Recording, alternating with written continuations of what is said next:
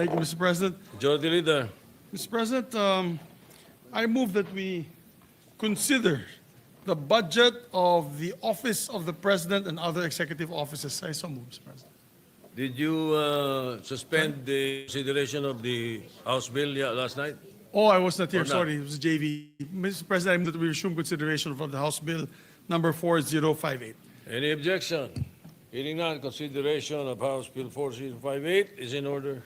Thank you, Mr. President. Therefore, I move to my previous motion that we consider the budget of the Office of the President and other executive offices. I so move, Mr. President. Any objection? Chair hears none. Consideration of the Office of the President and other executive offices is in order. Thank you, Mr. President. May we recognize the sponsor to give details of the budget, Senator Sherwin Gatchalian. Senator Sherwin Gatchalian is recognized. Thank you, Mr. President. Thank you, Majority Leader. Mr. President, we respectfully submit for the body's consideration the fiscal year 2026 proposed new appropriations for the Office of the President amounting to 27.3 billion pesos and for the Presidential Management Staff amounting to 854 million pesos. And before we approve the budget, Mr. President, pang-apat na beses na ho ni Executive Secretary Ralph na pumunta ho dito during our budget debates. Yung first pagpuntahan ho niya, Secretary of the Department of Finance ho niya. Itong huling pagpunta niya, Executive Secretary na ho siya. No, so Mr. President, I'm pleased to propose those budget for the Office of the President and the MS. You are, what you are saying, Mr. Chairman, is that Secretary Ralph Recto is setting a record of some sort. Yes, Mr. President. Parang, this is the first time that we approved the budget of Secretary na iba po yung position nung una and then iba yung position after. All right. All right. Majority Leader. Thank you. I think that's the first time that's happened, Mr. President. In a span of 1 week, he's representing two different agencies or departments. Major. Major. Yes, Mr. President. And of course, we congratulate the appointment of our distinguished colleague, former Senate President Pro Tem, Yes. Ralph Recto. Mr. President, I move to recognize Senator Jingo Estrada for a brief manifestation. Senator Jingo Estrada is recognized. Thank you, Mr. President. Mr. President, this representation wishes to move for the termination of interpellation on the budget of the Office of the President as a show of institutional courtesy to a co of the government and to the President of the Republic, who also happened to be a former colleague, a member of this August Chamber during the 15th and 16th Congresses. This representation also wishes to place on record my full support to the proposed budget of the Office of the President with a 66.2 million increase introduced by our hardworking chairperson of the Committee on Finance. A considerable amount of the OP budget for fiscal year 2026 will be used for the hosting of the ASEAN Summit and related meetings next year. If I may also spread into the records, Mr. President, the Office of the President received unmodified or unqualified opinion from the Commission on Audit for 3 consecutive years from 2022 to 2024. I so move, Mr. President. And, The motion is for the termination of the interpellation. yes, Mr. President, and Leader. also Senator Alan Cayetano sent me a message that he will no longer interpolate the budget of the Office of the President and executive offices, Mr. President. There being no other member who wishes to propound any questions to the said agencies, I therefore move, Mr. President, that the budgets of the Office of the President and National Management Staff be deemed submitted. I so move, Mr. President. Any objection? Hearing none, the budget of the Office of the President and other executive offices hereby deemed submitted. Yes, for minute suspension, Mr. President. Session is suspended for 1 minute.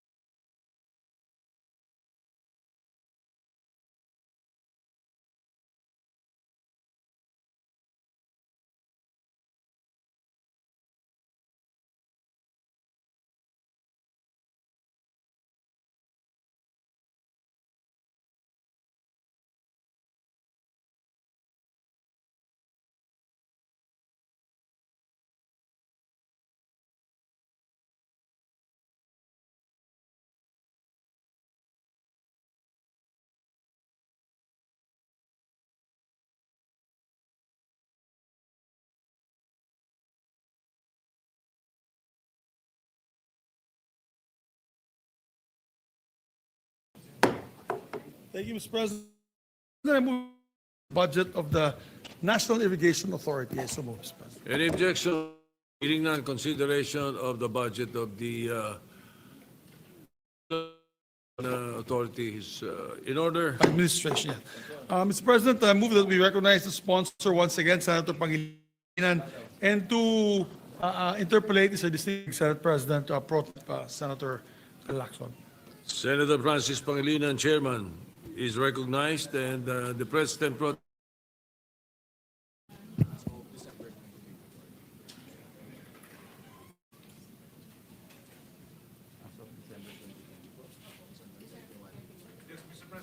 With the Go ahead, please. yes, Please. Mr. President, the following in the previous interpellations of the good senator from Cavite, we suspended the deliberations, and there were a number of items that the Senator Lacson wanted to be submitted. And the following were the list of fully operational irrigation systems, the operational percentage per irrigation system, solar irrigation projects breakdown as to regions, cost, and contractors. And we have been informed by the LBMRO. An advance copy was forwarded to Attorney Louis Martinez via email. We confirm that, Mr. President. Distinguished sponsor, what they submitted is a link, yung report as of December 2024. And on Monday, it's already December 1, 2025. So Yes. baka pwede merong masabit na more updated list, Is this the one? out of date yung sinabmit. Yes. We have another listing here of the compliance with the issues and concerns raised during the planned debate, budget debate. Number one, balog-balog, and several other items, including the requested contracts. This is as of 25 November 2025, dated, but the items and the update is as of October 2025. I leave it to the sponsor. Yes. Thank you very much.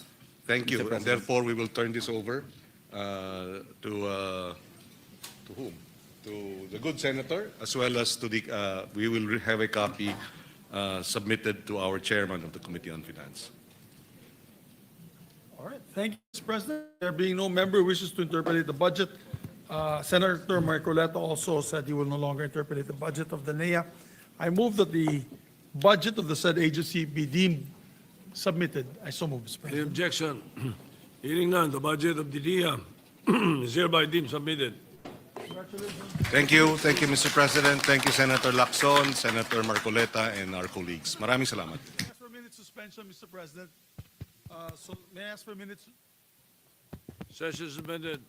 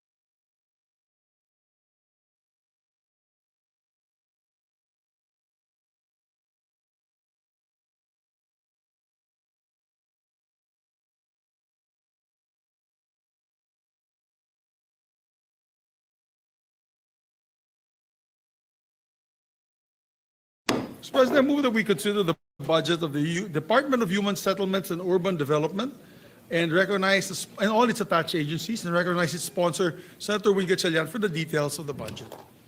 Any objection? Hearing none, the Department of Human Settlements and Urban Development's budget is in order. Thank you, Mr. Senator Sherwin President. Gatchalian is recognized, sponsored.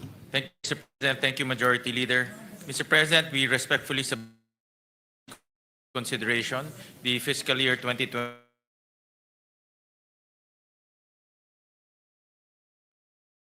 and corporation pesos as follows. For the Office of the Secretary, 1.4 billion pesos. For Human Settlements Adjudication Commission, 526 million pesos.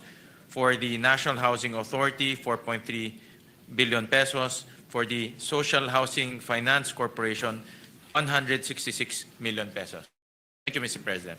Mr. President, before I recognize our first interpolator, I just want to recognize my guests from Bukidnon, Mr. President, that they're here now. Our mayor from my hometown of Maramag, Bukidnon, together with the other LG officials that are here.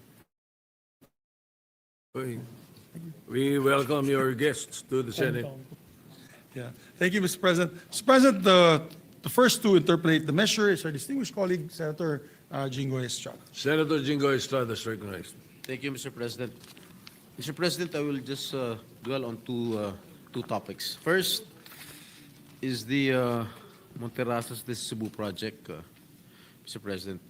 Mr. President, the DNR has formed a joint inspection and investigation regarding the Monterrasas de Cebu project amid complaints and concerns that the ambitious project contributed to the unprecedented flooding in the city of Cebu, particularly in the Guadalupe area. The DNR also issued a notice of violations and a stoppage order last November 12, while the Cebu City government has launched a separate investigation. My question is, when did the DSUD issue the certificate of registration and license to sell to the developer behind the Monterrasas de Cebu project?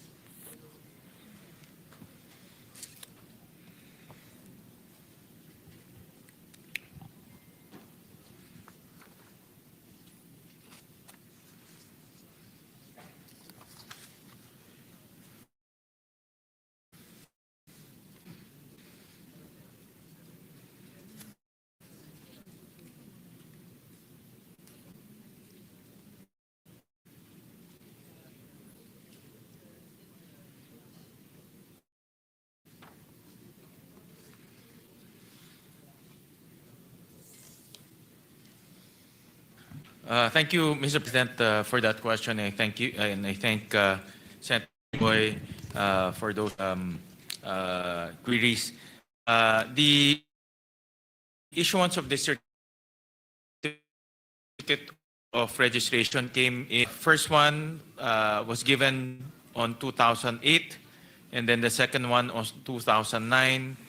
The following one on 2024. And the last one was 2025, this year. Okay. May I know what violations will trigger the suspension of certificate of registration and license to sell of the developer in this case?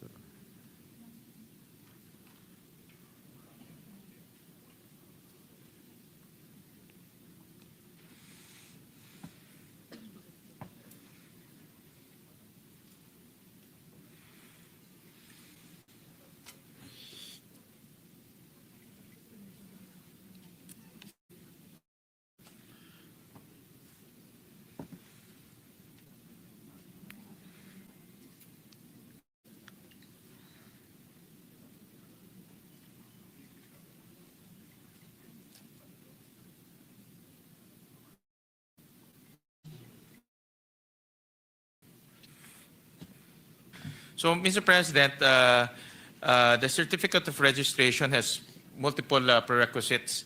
So, one ground for the certificate of registration to be canceled is the cancellation of its ECC.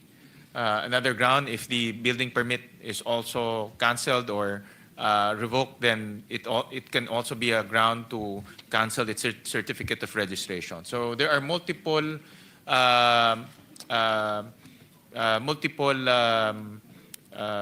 grounds that can be used in order to cancel the certificate of registration, because there are different prerequisites that the certificate of registration to be issued.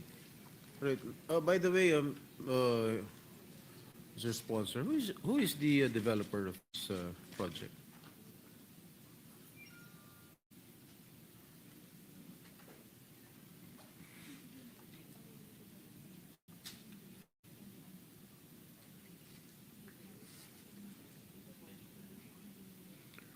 Mr. President, I was advised by the DSUD team that the original proponent was Landco. Then eventually a company called Gen V Landco. Who is the owner? You know the owner?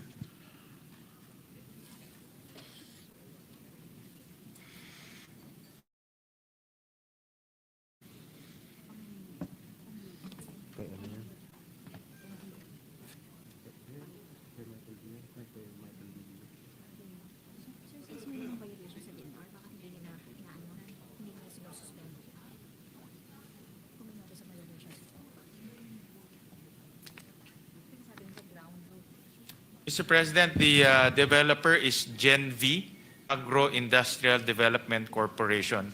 Let me just get the directors and stockholders of the company. Just submit it. If you allow, the department can just submit it, All Mr. right. President. Thank you. Since the DN issued notice of violations, can the DSUD suspend or just to say?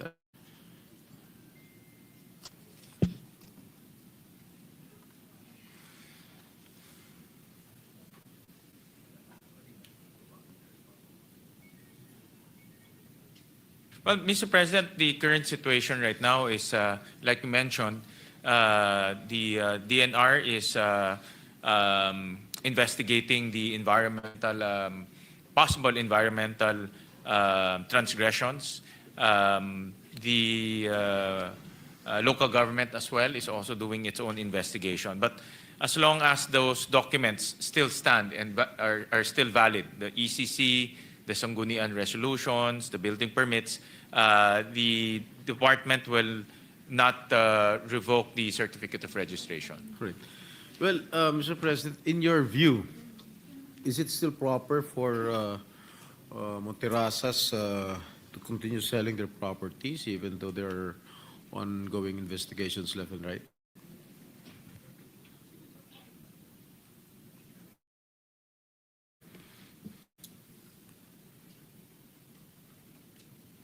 But, Mr. President, because there's no official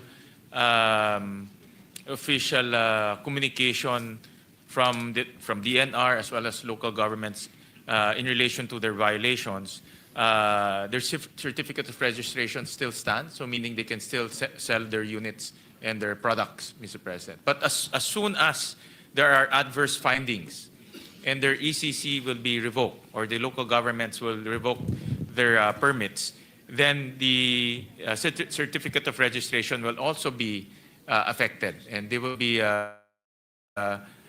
instructed to cease the selling of their products. Okay, since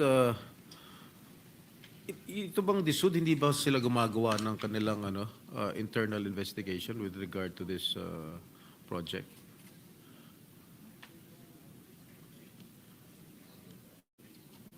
Actually, division, Mr. President, the DSUD is regulating on the selling portion or the commercial aspect of the project, Mr. President, while the DNR is regulating the environmental aspect of the project. Of course, the LGU has much more broader powers. It's general welfare of the constituency.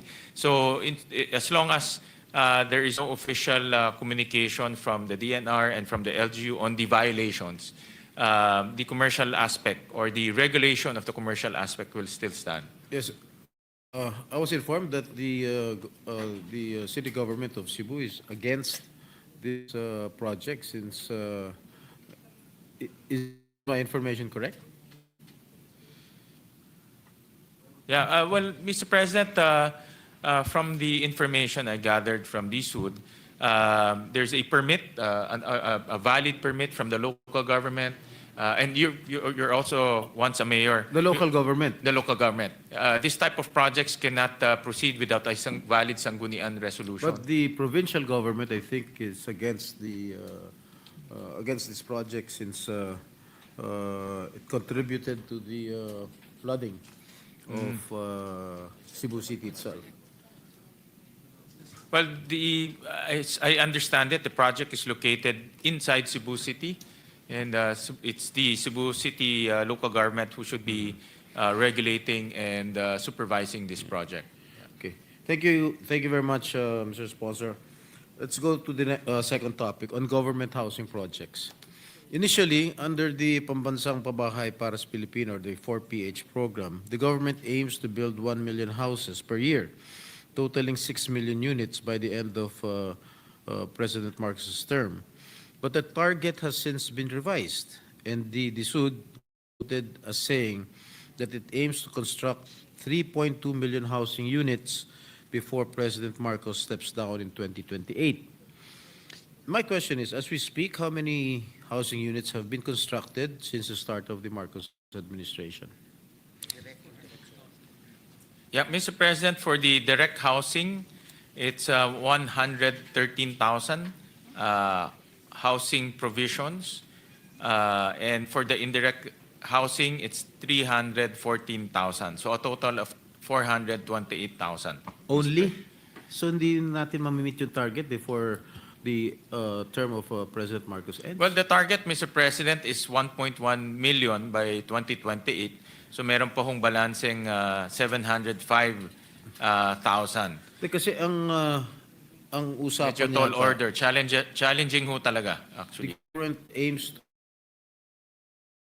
build 1 million houses, total 6 million units by the end of the term of President Marcos. Well, you're correct, Mr. President. They had to revise targets. I think 1 million is very ambitious, Mr. President, and they have to be realistic, budgetary constrained. Ano, niloloko natin taong bayan? Bakit sabi 1 million per year? Yes. Tapos, so right now, I speak, how many? How many houses? 400? 400,000 plus pa lang. Well, Mr. President, we all know that we have a new leader, a new secretary in the Department of Housing, and after his analysis and consultation with stakeholders, the 1 million per year seems like it was a very big challenge. So what the revised, how many housing units per year? Or yung target before the end of President Marcos in 2028?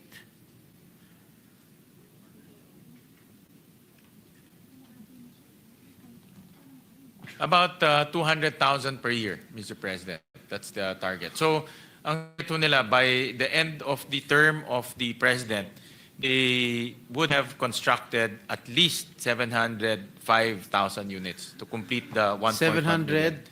705,000 to complete. 705,000 units. From 1 million a year, ang naging target is 1 million in the next 3 years. No? So sa 6 na taon ni Pangulong Marcos, 700,000 lang, Hindi. Magiging 1.1 million. 1.1 million. Yes, Mr. Pero ang President. pangako nung una, 1 million a year. Yes, Mr. Pero President. ginawa 1 million sa 6 years. Yes, Mr. President. In short, tama ho kayo. Okay. Where are these house projects located, if I may ask? Is it all over the country? It's all over the country, Mr. President, but primarily in the high-density areas like Region 3, NCR, and Region 4A. Are the climate resilient housing units? Yes, Mr. President, these should, before they build, they make sure that the area is suitable for habitation and have mitigating measures to mitigate the effects of, let's say, heavy rainfall or natural natural geographic contours of the area. Kung may mga ilog ho doon, they also make sure that they have mitigating projects to mitigate the effects of those riverways, Mr. President. Okay, may I know how much is allocated under the 2026 budget for the housing projects, Mr. Sponsor?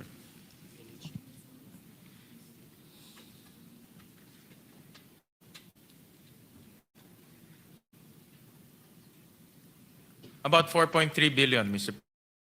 President. 4.3 billion. Yes. Magkano bang isang housing unit? The Senate actually increased it by 1.5 billion, Mr. President. So, naging ano, 2.7 asked for. is that sufficient enough?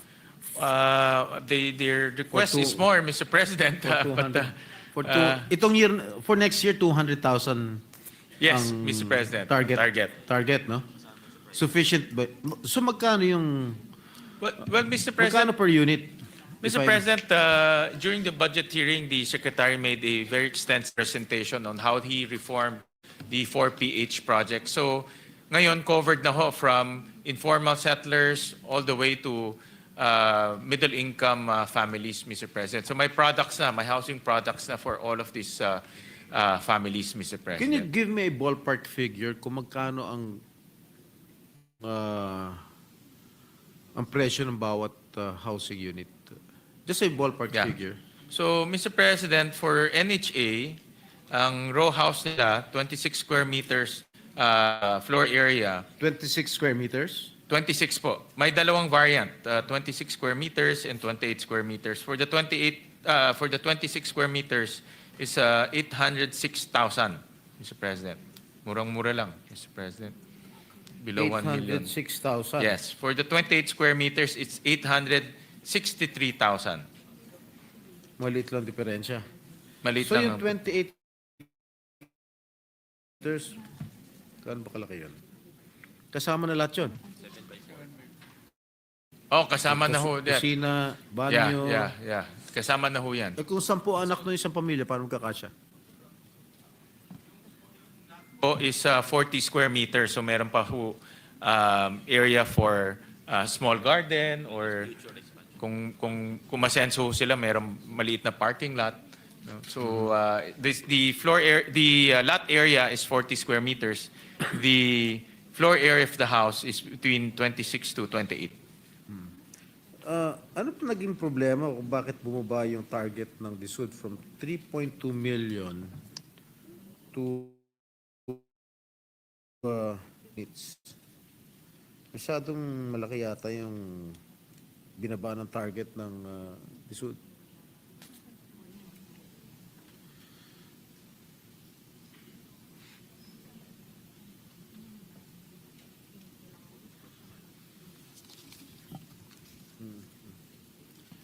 Sino ba makikinabang nito?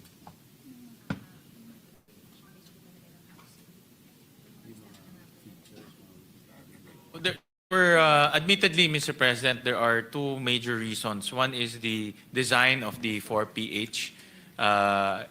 In the past, the design wasn't hitting the market that needed the most. So that's why it created delays in the implementation. In fact, for 2025, they have not obligated the amounts for the 4PH project. There's still 683 million pesos. So because of that delay, natulak po yung kanilang targets. That's one. And of course, the fiscal Funding. space, Mr. President, hindi ho funding is the other one, Mr. President. But I think in design is the top reason bakit po hindi naabot yung 1 million per year. Tama ho kayo, yung po yung the design of the program wasn't targeting the right income class families, Mr. President. So, may I know who will benefit from these housing units? Are the informal settlers going to benefit from this?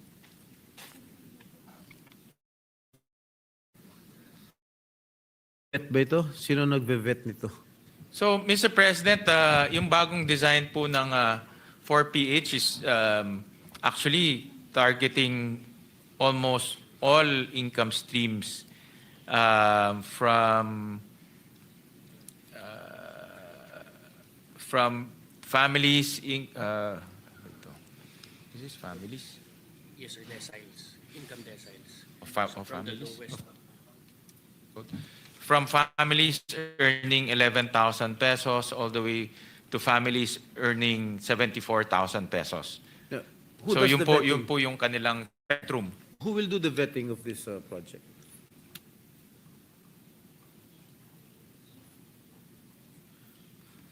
Well, it's a combination, Mr. President, because meron rin silang partnership with the private sector.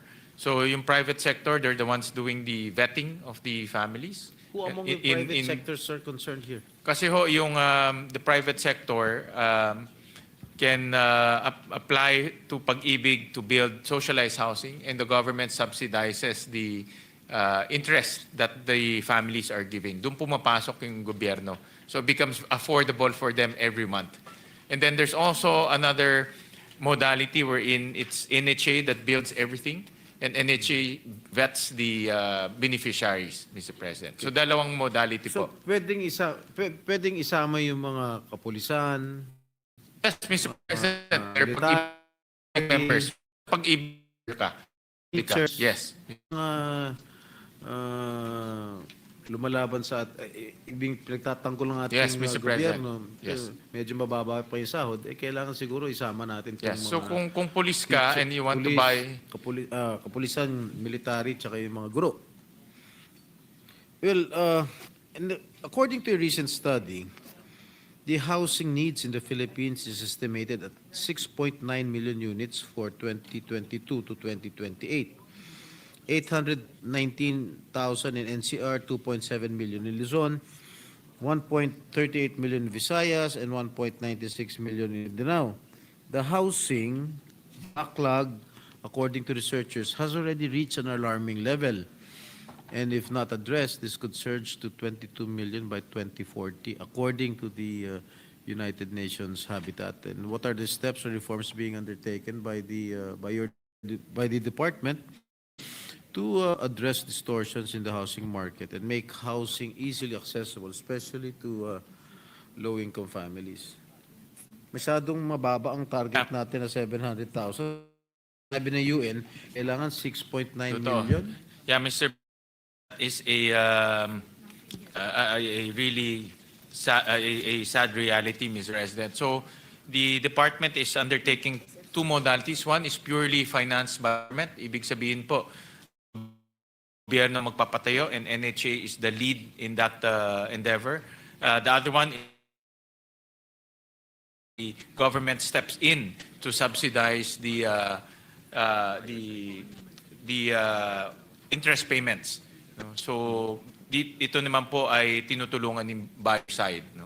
So magiging affordable po yung kanilang amortization every month. Doon po pumapasok ang gobyerno. Kasi malaman na 6.9 million units ang kailangan ng ating bansa, tapos 700,000 lang ang target natin. Anyway, pwede ba malaman kung ilan ba yung informal settlers dito sa buong bansa? How many informal settlers are there in the whole Philippines?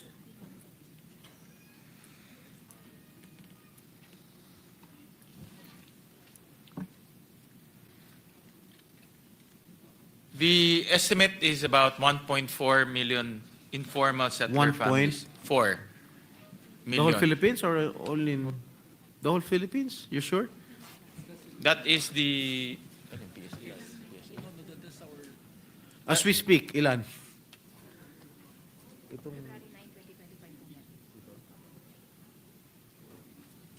that is their internal survey, Mr. President.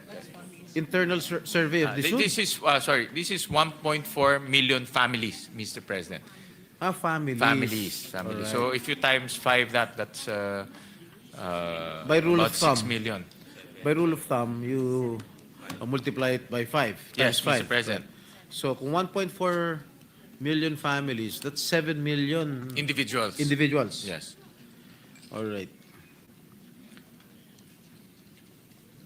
So, kanina sinabi nyo kasama sila sa recipients ng pabahay.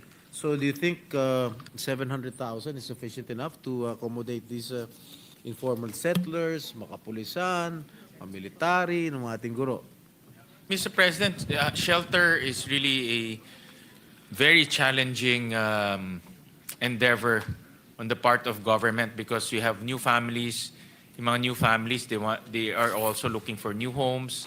Then you have to address existing informal settlers that are also eventually, alam naman ho natin, lumalaki rin yung kanilang families. There are informal settler families that are informal settlers for generations. No? So, in catch-up ho talaga very challenging. But the department is coming up with new financing schemes para hindi naman po lahat gobyerno nagpapatayo.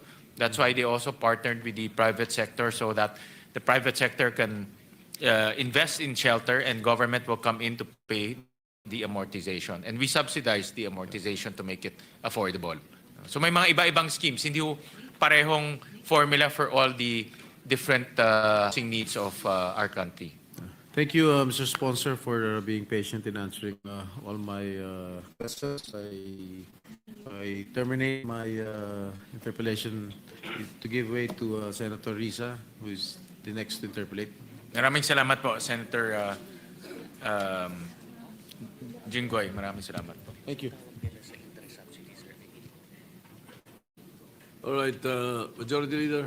Yes, Mr. President, next to interpolate is our Deputy Majority Leader, Senator Rizal Tiveros. The Deputy Majority Leader, Senator Risa Ontiveros, is recognized. Salamat po, Mr. President, at magandang hapon po, Mr. Chair, at sa DSUD family. Unang tanong ko po tungkol sa accountability para sa utility delays at compliance. Particular po, water access. So, Mr. Chair, Mr. President, we've repeatedly addressed the persistent infrastructure gaps in high-density housing projects, such as the 7-year delay in water service for occupied sites like Alpas, and the complete lack of water service preventing occupancy in projects like AMC. Also, given the reported failure of Prime Water to invest in San Fernando, Pampanga, paano po magiging posible na ma-occupy yung daan-daang 4 PH units? Anong specific institutionalized action ang gagawin ng DSUD sa loob ng, halimbawa, 90 days para i-mandate at i-expedite, pabilisin yung water connection mula sa mga suppliers para siguruhin na mababudgetan yung mga utilities, Mr. Chair.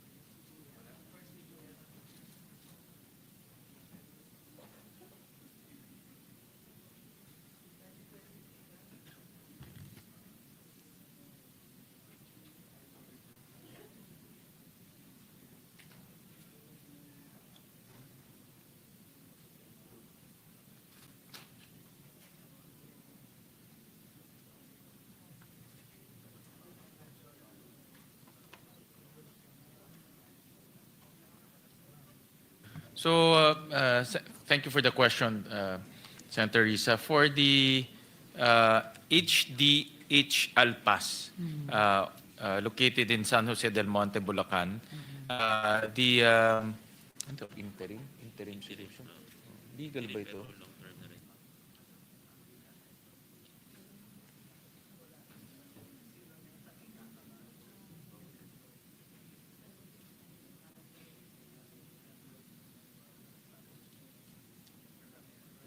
Yeah.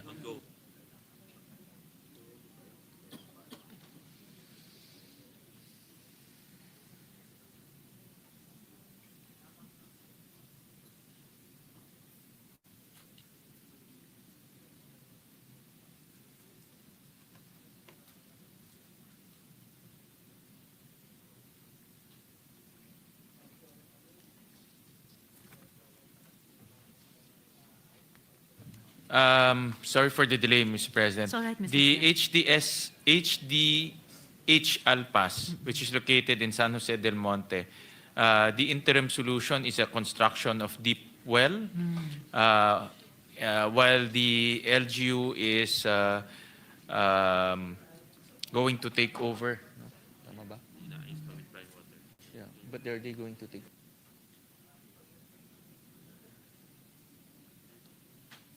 Okay. So, sorry, I'm just clarifying. So the LGU and is already taking action on Prime Water. The supplier here is Prime Water, and it's the LGU that is taking action.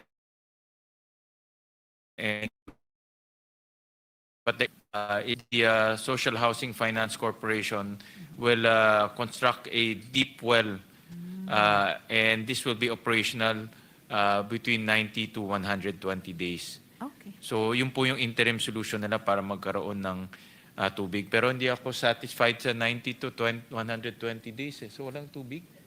Kayo kaya, huwag maligo ng 90 to 120 days. Hindi lang Diba? mahirap, Mr. Chair. Imposible. Kaya nga eh. Dapat bukas may tubig na ito. Dapat kung habang walang tubig sila, wag rin kayo maligo kaya.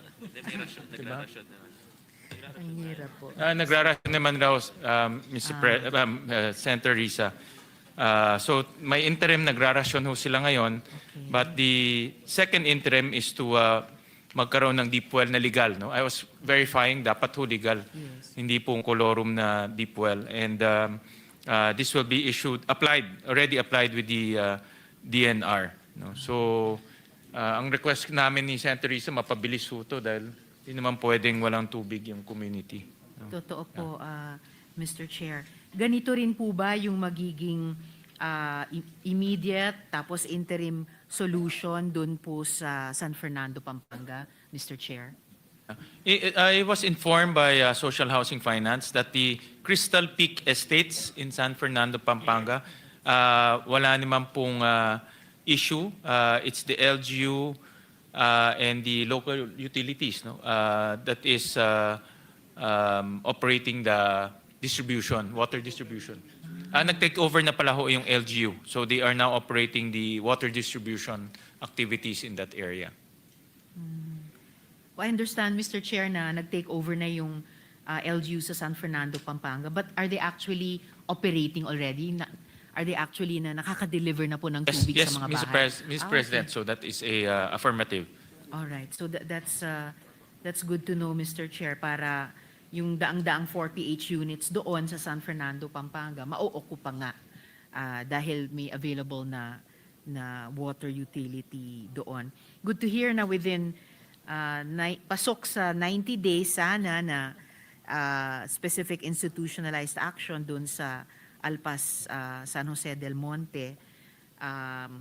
Although may range no 90 to 120 days. So salamat sa Chair for asking for immediate urgent action. And I also thank Senator Risa because I know that you are also very concerned about this community. I know that you are monitoring the welfare of that community. So thank you for bringing this up so that the Social Housing Finance Management can take a look at this once again. Oo nga pala, Mr. Chair, at salamat sa SHAFC for undertaking the construction of that deep well.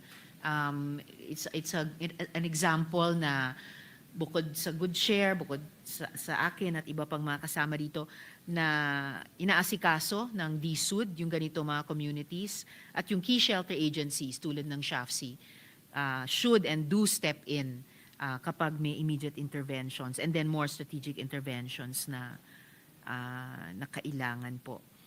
So, dako naman po, and before I leave this first question, Mr. Chair, maigi po sana, kung pwedeng tanggapin ito ng DSUD bilang mungkahi, good if there will be a senior official who will be assigned developing and seeking resources for a water plan for these housing projects, Mr. Chair. Just for the record and the consideration of the department. The DSUD families here, they're complete, so they'll study your proposal, Mr. President. Salamat, Mr. Chair. Chair. So dako na po ako sa affordability crisis and subsidy recalibration, at least gating sa informal settlers. At particular, yung concern po dito, institutionalizing yung 1% target rate para sa Maralitang Tagalunsod. The Lapidario Medium Rise Project in Cavite, ito po, ikinuwento sa amin ng, ikinuwento sa amin ng Kilos Maralita. Yung Lapidario, tragically demonstrates that the 3% interest rate disqualifies the intended urban poor beneficiaries.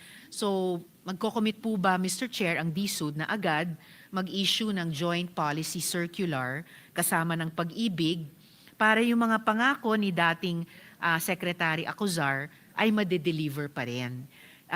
Kasi po, when the interest rate was at 1%, the beneficiaries reported that more than 700 people qualified for the project.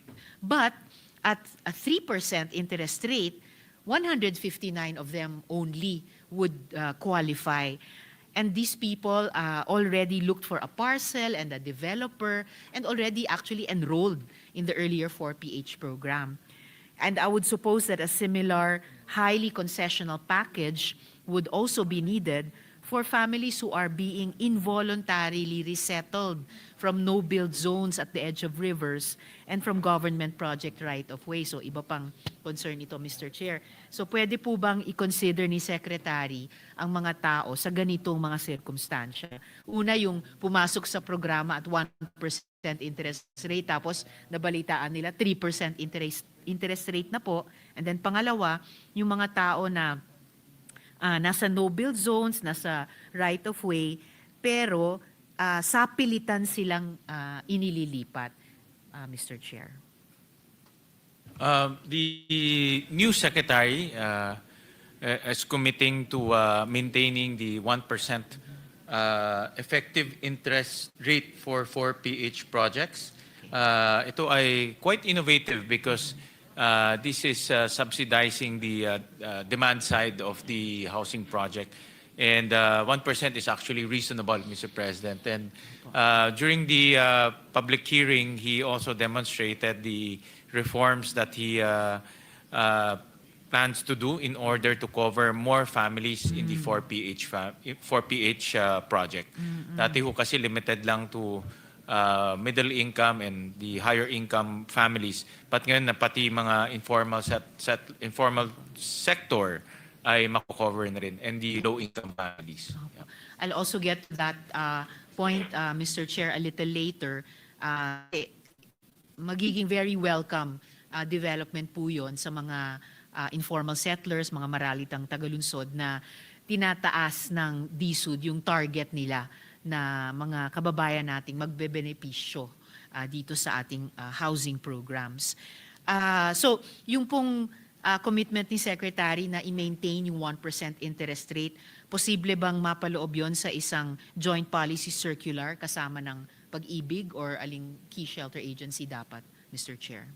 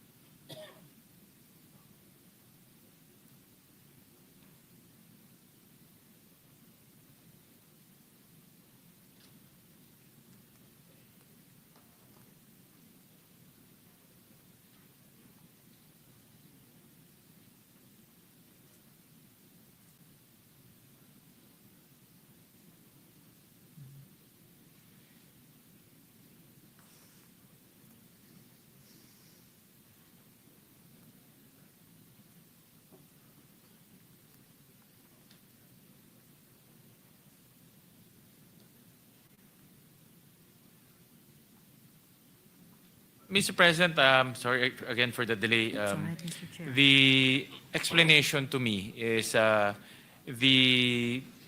in order to maintain the 1% effective interest rate for 4PH, which is a subsidized rate, we need to assure the department that the corresponding subsidy that, of course, Congress and the Senate appropriates to them will be maintained.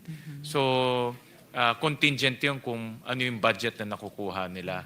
So it's also important, well, it's important that yung budget ay mapasok sa National Expenditure Program para hindi magkaroon ng shortage yung subsidy at kasi ang effect nung pag hindi nabigyan yung subsidy, pwedeng tumaas yung interest rates from 1 to 3%, Yun Mr. ang President. kinatatakbuhan. Yeah, that's Opo. right. Well, before, nung bago si Secretary pumasok, kung nagkulang yung subsidy o hindi nabigyan ng subsidy, tumataas siya ng 6. Pero they managed to work out with Pag-ibig na may cap at 3%.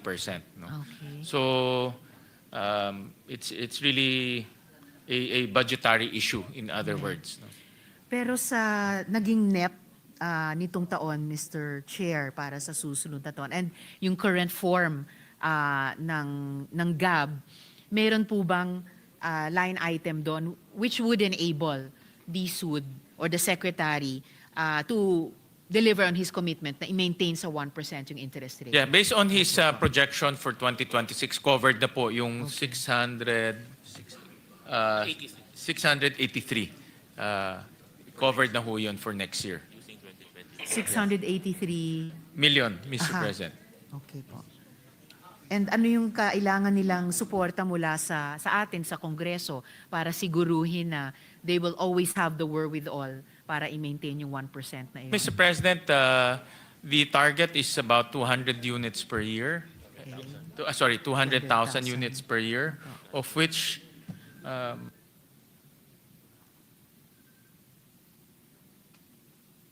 so itong 200,000 units per year, may corresponding subsidy ho siya. So kailangan matulungan natin ang DSUD na makover yung subsidy na yun. That's the additional.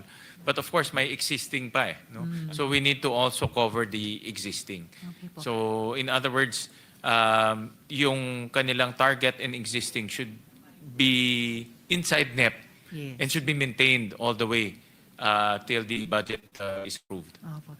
So, I'm also taking note of that, Mr. Chair, na baka homework po sa atin dito sa Senate and siguro naman kinommunicate din ito ng DSUD sa mga counterparts natin sa House Yeah. na year on year for the next Yeah. couple of years, kailangan natin laging siguruhin na may ganitong line item. It's a good question, Mr. President. So tayo naman dito, we know the effects if we do not allocate the subsidy that is related to the 4PH. Mayroong effect siya in terms of how much the families will be paying. No? And we want to maintain that 1% throughout the life of the project, Mr. President. Salamat para doon, Mr. Chair. At makikipagtrabaho po itong representasyon sa Good Share para masuportahan yung DSUD at yung pag-ibig sa aspetong ito.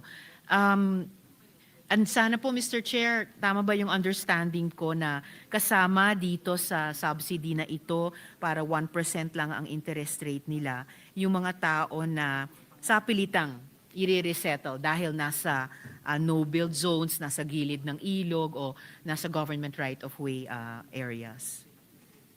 Pag informal ho, dito naman papasok yung NHA, Mr. President. Okay. And when NHA comes in, ito purely subsidized housing rin. So NHA has 4.3 billion. So dito naman papasok yung ating housing subsidy through NHA. Salamat, Mr. Chair.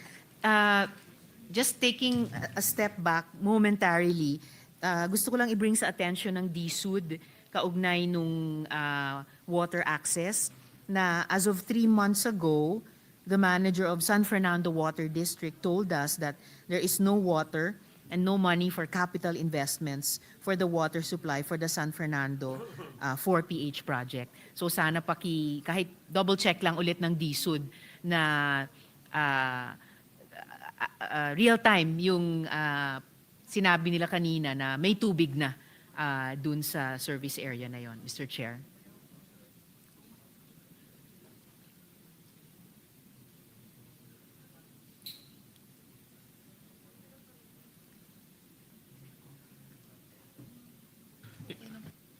Yeah.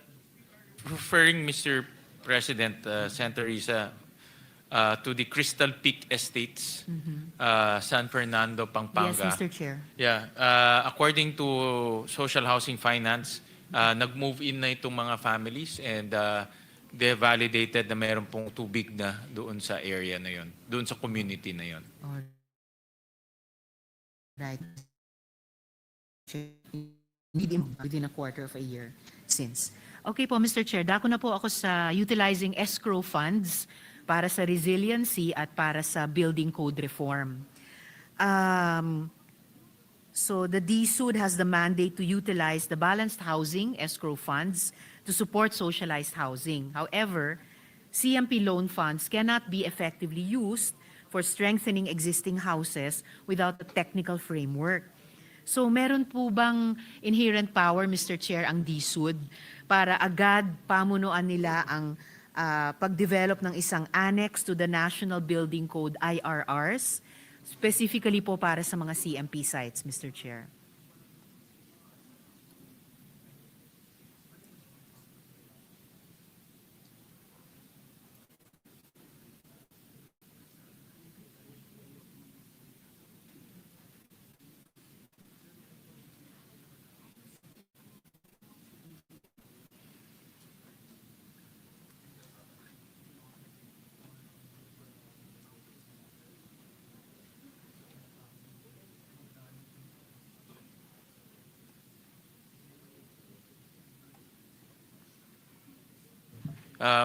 Mr. President, Senator Risa, they relaunched the CMP to what they call the eCMP, the Enhanced CMP, Community Mortgage Program.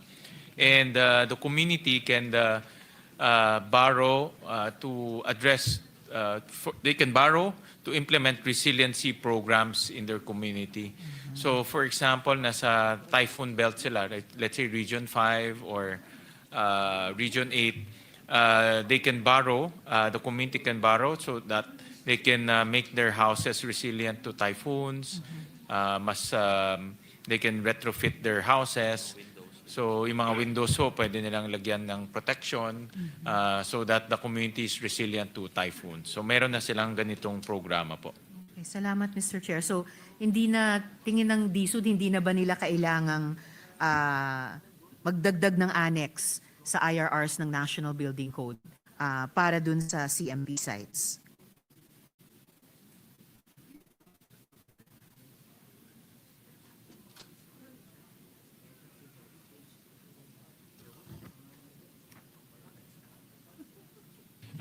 Mr. President, admittedly, the building code needs to be updated talaga. Actually, Mr. Chair, yung code mismo, hindi lang yung IRRs ng code. Yeah, Opo. talagang kailangan no i-update because it's not attuned to the times anymore. Walang any conversation there on resiliency, on mitigation, even on energy efficiency, wala hong ganun. So so there's now a move in the House of Representatives to update the building code. They call it the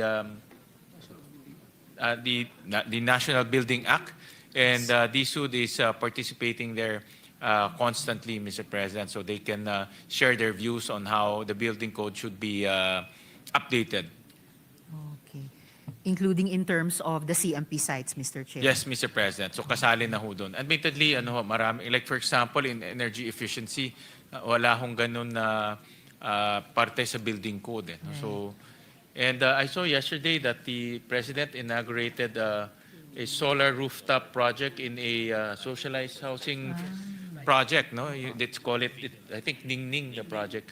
So it's actually quite a innovative project because nasa socialized housing facility siya. Normally, it's the houses in Forbes or houses in luxury enclaves na meron pong solar. Pero ito, socialized housing po. Row houses, nakita ko. No? So, those are the things na wala ho sa building code that should be taken consideration. I agree, Mr. Chair. And it actually makes sense na hindi lang sa socialized housing areas din, pero particularly sa socialized housing areas where ang layunin ay affordable quality housing, na powered ito ng renewable energy na alam po natin sa atin ng mga advocacy sa energy democracy na kalaunan mas mura ang kuryente na generated ng renewable energies. So, dahil meron ng umaandar na proseso sa House of Representatives, and I look forward na makapag-counterpart tayo sa Senado sa ganito, National Building Code Bill, hindi ko na kailangan itanong kung pwedeng magbigay ng timeline ang DSUD sa pag-develop ng annex sa National Building Code IRRs, specifically for CMP sites. Iwan ko na lang itong suggestion din na dun sa pag-participate nila sa House of Representatives process and eventually harinawa dito sa Senado, na isama po nila yung mga simplified standards for incremental development and for the development of a grassroots organizational approach for the technical capacity, for the structural vetting of self-built homes that need to be transformed into resilient assets, Mr. Chair. And huli na lang sa paksang ito, bukod pa sa mga ganito, yung update ng National Building Code para sa CMP areas, ano pa po ang pwede nating gawin para maghanda para sa the big one na ayon kay DOST Secretary Solidum naman ay maaring magresulta sa tens of thousands ng mga pamilya natin na libing sa ilalim ng rubble, Mr. Chair.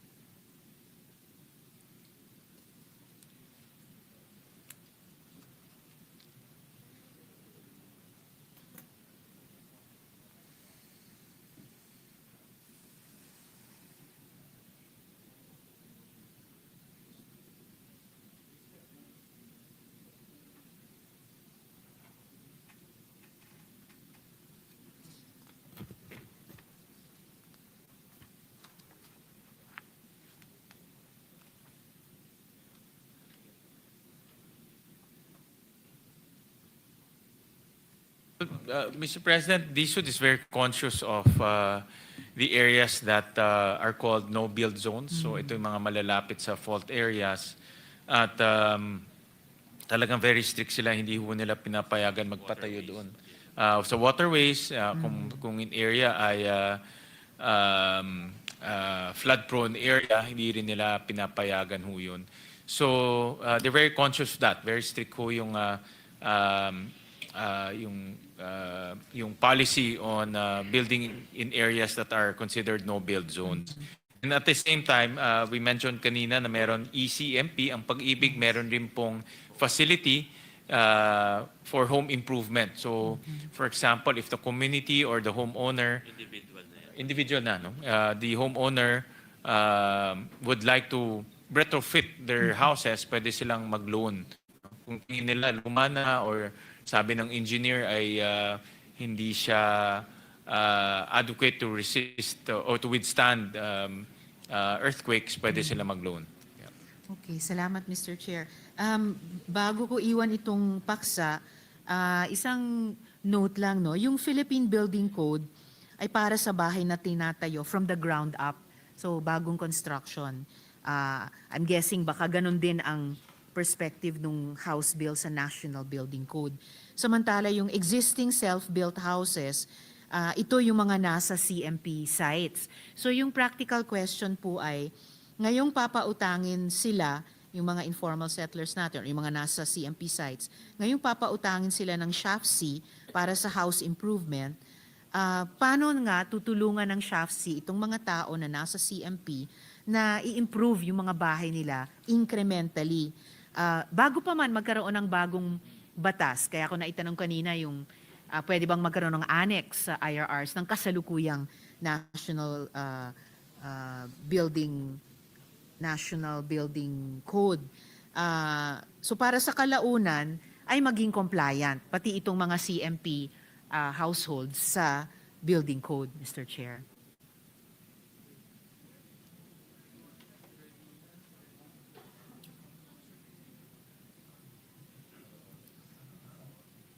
Ang NHA po very strict when it comes to addressing resiliency. So yung kanilang mga units are certified by engineers and compliant with the building code. Doon po sa mga CMP na housing, they coordinate with the LGU in terms of the structural aspects of the houses. But ang recommendation ko nga ho sa SIAPSI, magkaroon po ng parang technical assistance doon po sa mga communities. No? For example, they can do some inspection at sabihin sa community na itong bahay niyo kailangan i-retrofit natin para mas safe. Lalo na ang SIAPSI ngayon nakita ko is multi-level na no? So vertical. No? So I suggested to them to come up with parang technical assistance to the homeowners. No? So, but ngayon, it's just coordination with the LGUs insofar as the housing or the compliance to the building code.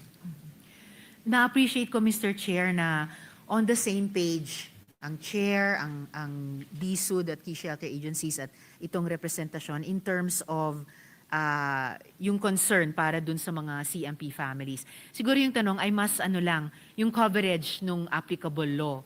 Kasi malamang a long time ago, nung unang binuo yung National Building Code, hindi pa nakakontemplate ang isang programa tulad ng CMP. And ngayong meron ng National Building Code bill sa House, hindi ko pa rin sigurado kung kasama yung CMP. Dahil nga, kumbaga nasa ibang stage of development yung mga bahay ng mga CMP. Hindi sila i-build from the ground up pero i-improve. So baka pala yung unang tanong ko ay relevant pa rin kahit dun sa pag-participate ng SHAFC sa National Building Code bill deliberation sa House. Baka ngayon pa lang pwede na nilang i-consider magmungkahi na magkaroon ng annex or hiwalay ba na provision sa loob ng bagong National Building Code o annex sa IRRs or at annex sa IRRs once ito ay mailabas, Mr. Chair. The DSUD family is here and some of them I've worked with them when I was a mayor. Si GM Laksa ho, nung mayor ako, nandyan na yan. Hanggang ngayon, nandyan pa rin. No? So, expert to sa housing. So, they're listening right now and they will take your suggestions very seriously in terms of addressing resiliency, retrofitting houses, and also going beyond the standards of the building code. Kasi building code parang minimum yan eh. And then you can actually build more than what the building code requires. So they'll take your suggestions very seriously. Salamat, Mr. Chair. And additionally, making sure na kung sa lumang batas, hindi reflected yung mga homeowners tulad sa CMP areas. Sa bagong batas, marereflect na sila. Correct. At sa IRRs ng bagong batas, marereflect na rin po sila. Tama po. That's why yung new building code, I'm very happy to hear that nag-umpisa na rin in discussion. And I welcome the updating of the building code when it comes here so we can look at or suggest new concepts in the new building code. Salamat, Mr. Chair. Muli, pagtutulungan namin yan ng chair at ng representasyong ito. And then just as a last note para sa DSUD, sa paksang ito, that LGUs should have a DSUD vetted engineering extension service. So something for possibly DSUD, kung tingin niya mabuting ideya to bring up with the DILG, and then tayo rin, baka pwede natin, Mr. Chair, itanong sa mga local government units kung tingin nila mabuting ideya ito, na magkaroon sila ng engineering extension service na DSUD vetted para po sa mga constituents nila na mga informal settlers and eventually mga CMPs, area residents din.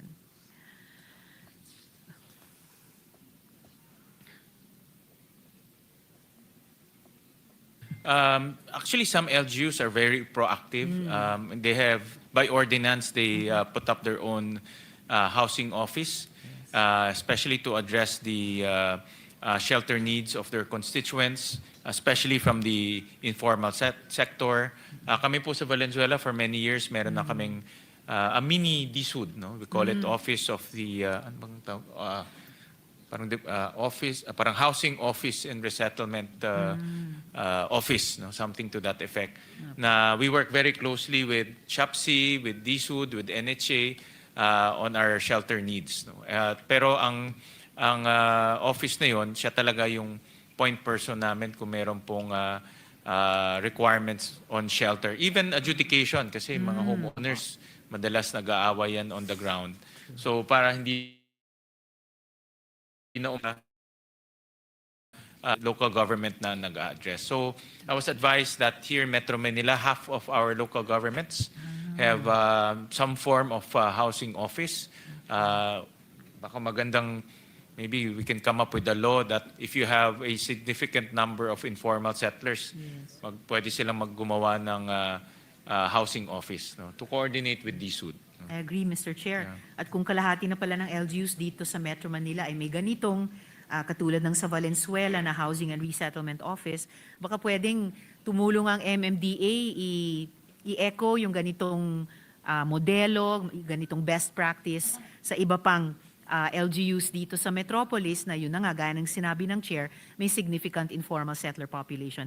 And with the help of DILG, kahit po sa buong bansa. So again, something for DSUD to consider bringing up with those other government agencies, Mr. Chair. So dako na po ako sa NHA, charter mandates at convergence plan. So particular, kaugnay din ng partnership implementation. So the NHA's new charter, sorry.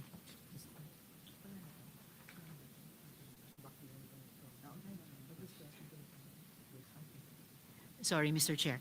NHA's new charter mandates an important shift in its role. Ano po yung current progress at ano po yung 2026 work and financial plan para sa land assembly program sa palibot po ng mga upcoming train stations mula sa Clark hanggang sa Calamba? I ask this, Mr. Chair, because this would ensure that resettlers from danger zones and government infrastructure sites, mga naitanong ko rin kanina, are not resettled at the foot of the Sierra Madre, halimbawa, and that they retain unimpeded access to work by riding the DOTR trains, Mr. Chair. So yung current progress na po at yung work and financial plan.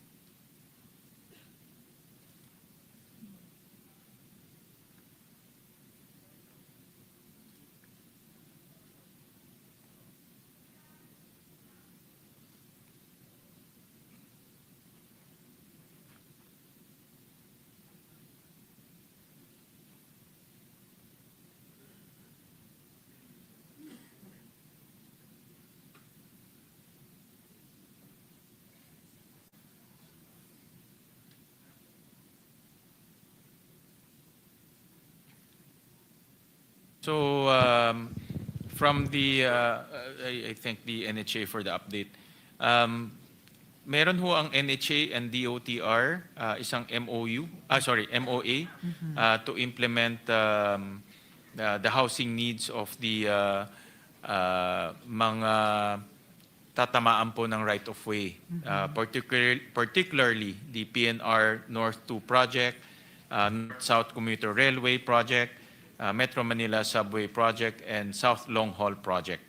So in other words, hindi po pababayaan ng NHA itong mga pamilyang ito na tatamaan po ng right of way. And ang kagandahan, sabi ho sa akin ng NHA, mga in-city ho ang kanilang paglilipatan. So hindi sila dadalhin sa malayong lugar na walang eskwelahan. Or the worst is they call it next city, no? Yung next LGU or adjacent LGU, no? Yan daw ho talaga ang actually resistance ng mga relocatees, yung i-relocate ho sila sa napakalayong lugar, walang eskwelahan, walang transportation, walang trabaho. Nandoon ho sila sa lugar dahil may trabaho in the first place, no? But if you will relocate them, madi-displace ho sila. So the NHA the NHA's target is to do in-city relocation. The worst is the next city or the next municipality. Salamat, Mr. Chair. Naku, sasabihin ko pa naman sana, implementation plan please, wag ng memorandum of agreement lang na naman. But sige, I'll step back a bit to that. Actually po, kahit nga hindi in-city, kung next city, kung adjacent man, baka may advantage kung kung kailangang mag-relocate, ma-relocate nga dun sa palibot ng mga upcoming train station. So, meron na po bang work and financial plan para sa land assembly program na yon? At ano pong progress nito, Mr. Chair?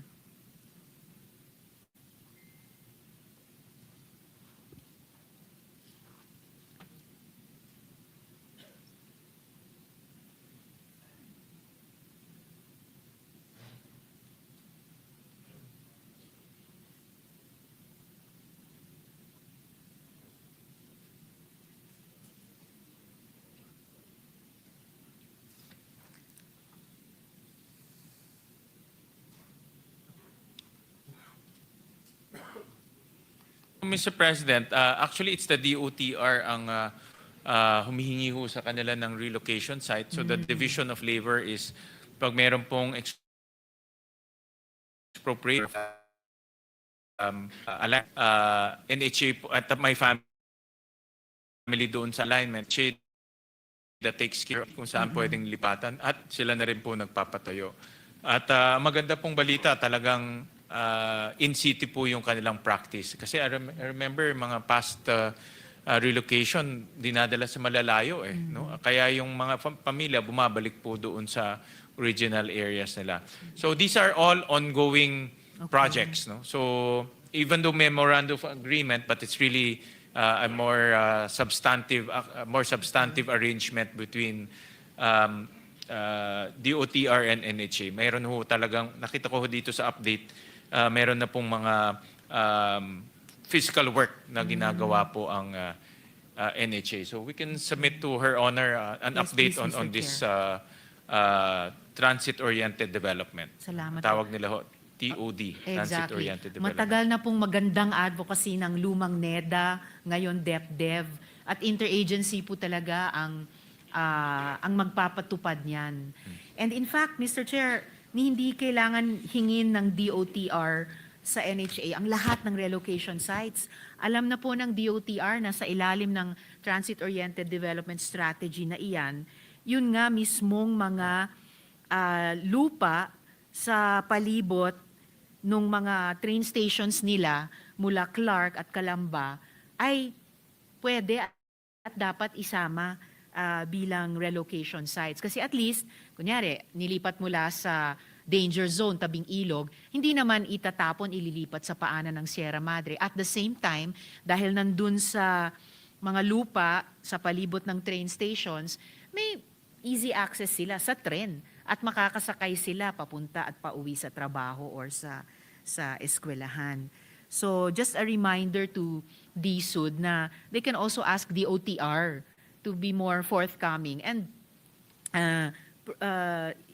proactively, kung hindi pa man naisama sa Work and Financial Plan for 2026, isama yung mga lupa na i-identify nila sa Land Assembly Program dun sa palibot ng mga train stations. And yung MOA po na meron sa ngayon, but I'm hoping nga na mas substantive ito gaya ng sinabi ng Chair. Kasama din po ba yung DPWH, Mr. Chair? But Mr. President, I was si NHA si GM is here. Apparently, because it's a DOTR project, so sila yung nagpo-provide ng housing funds to NHA for the relocation of those affected families. So ang source ng funds ay galing po sa DOTR. No? So yun po yung kanilang partnership. So aside from the physical division, it's also the funding division. Yeah. And of course, I can imagine very well appreciated po yan ng DSUD on the part of DOTR at tayo rin ng mga housing advocates. We certainly are glad na ginagastos yung pondo in that way.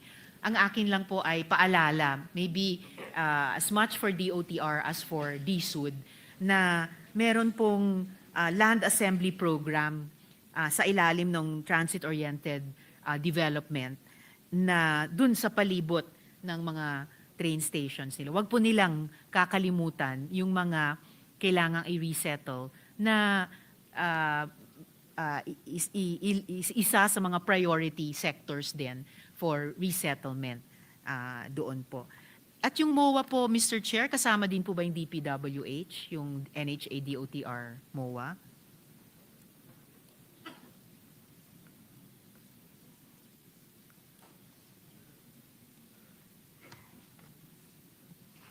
Hindi po kasama. It's only Hindi DOTR kasama. lang. Okay, maybe that's These something are to for look into. DOTR projects. Okay po. Baka that's something to look into po moving forward, Mr. Chair. So huli po sa NHA updates, meron na po bang IRR para sa mandated NHA loan condonation?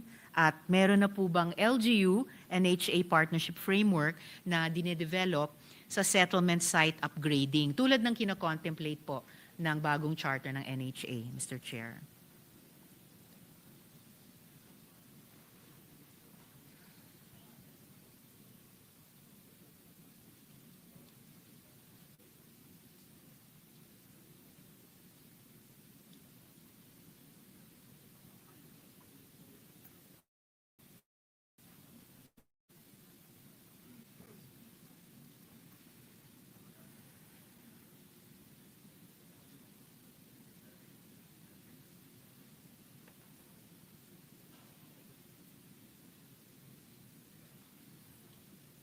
Kasi when I was a mayor kasi ho, very active ho kami sa housing and shelter in Valenzuela. Kaya I can sympathize with NHA. Sabi ko, very challenging ho talaga ang housing and shelter, lalo na sa urban areas. So meron ho silang condonation program and meron na silang 7 na condonation program. And ang nag-apply na po ay 35,000 out of the 156 potential availees. So yun po yung nag-apply. And the condoned amounts is about 562 million. So malaki-laki rin po. At may IRRs na siguro po itong loan condonation ng NHA. Yeah, meron na po. Okay. Salamat, Mr. Chair. Sorry, Mr. President. Yes, Mr. Apparently, wala ng IRR because it's embedded in their charter na raw. No? So it's self-executory yung condonation. That's the way I understand it. I see. But they're implementing it. There's already meron na pong 7 condonation programs, no? Amounting to 562 million pesos. Okay po, sir. So, NHA has an existing loan condonation program. Pero, konti lang ng mga eligible ang sumali so far. Bakit Yes, po kaya, konti lang Mr. nga. Chair? But, Opo, this is, parang 20% lang ba This is eligible? 20%? Opo. 20%. Bakit kaya? I mean, sinong hindi gugustuhin na makondo ng utang? So, may problema po ba? May limitasyon ba? No, how can we improve it, Mr. Chair? Kasi maraming bagyo. Actually, since July hanggang ngayon, walang bayad na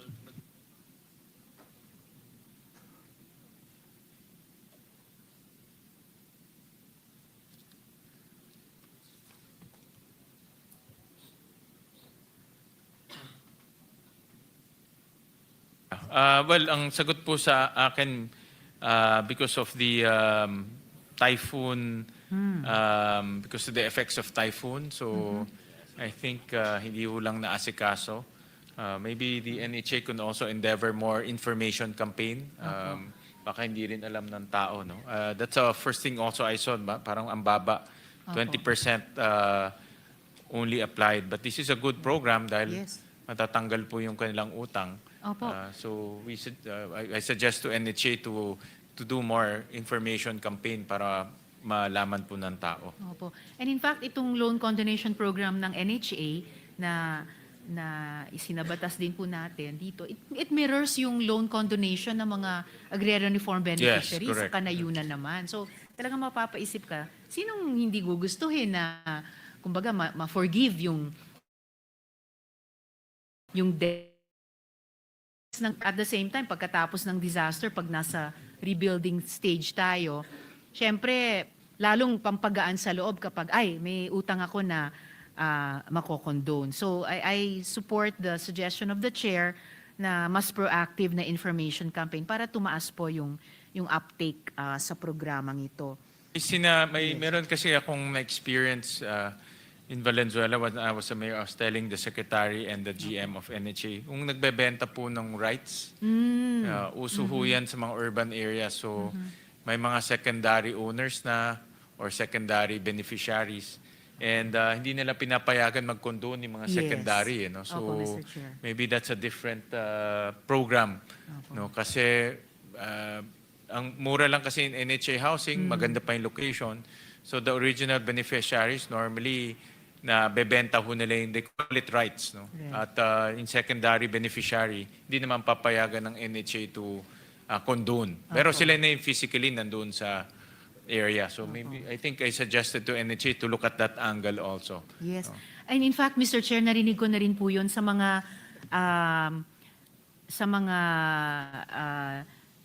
beneficiaries, potential beneficiaries nitong loan condonation program. Alam nila yung ganyang sitwasyon, alam nila yung ganyang programa. At sila mismo, they are very willing to work with NHA to make sure na yung magbebenepisyo lang ay yung mga karapat-dapat lang, hindi yung nabentahan lang ng rights.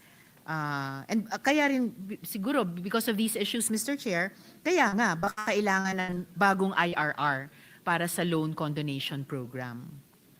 Yeah, meron kasi, I was telling si GM Laksa na may experience kami sa Valenzuela. Actually, hindi ko na masyado na-update. Nakalahati na po nung community is secondary, I call it secondary beneficiaries. Opo. No?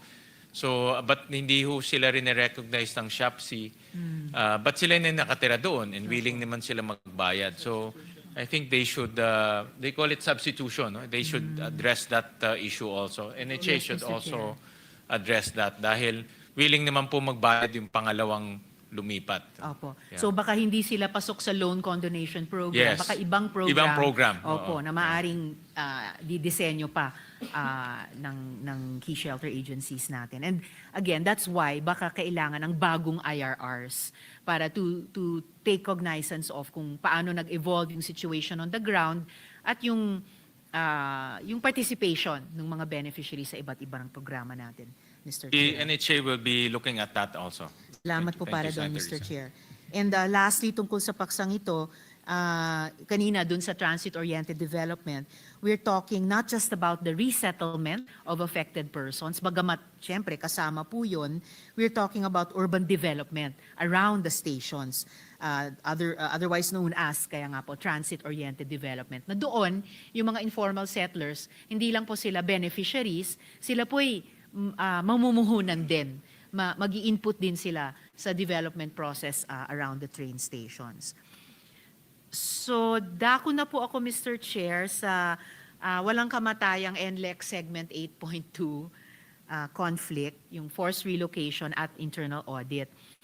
Aware po si Sec. Aliling sa serious situation kung saan daang-daang mga pamilya ay apektado ng NLEX Segment 8.2 extension na iniuulat ay pinipressure daw ng NHA, pinipressure daw ng DPWH na lumipat sa mga off-city sites na kontra po sa in-city housing plan ng Quezon City.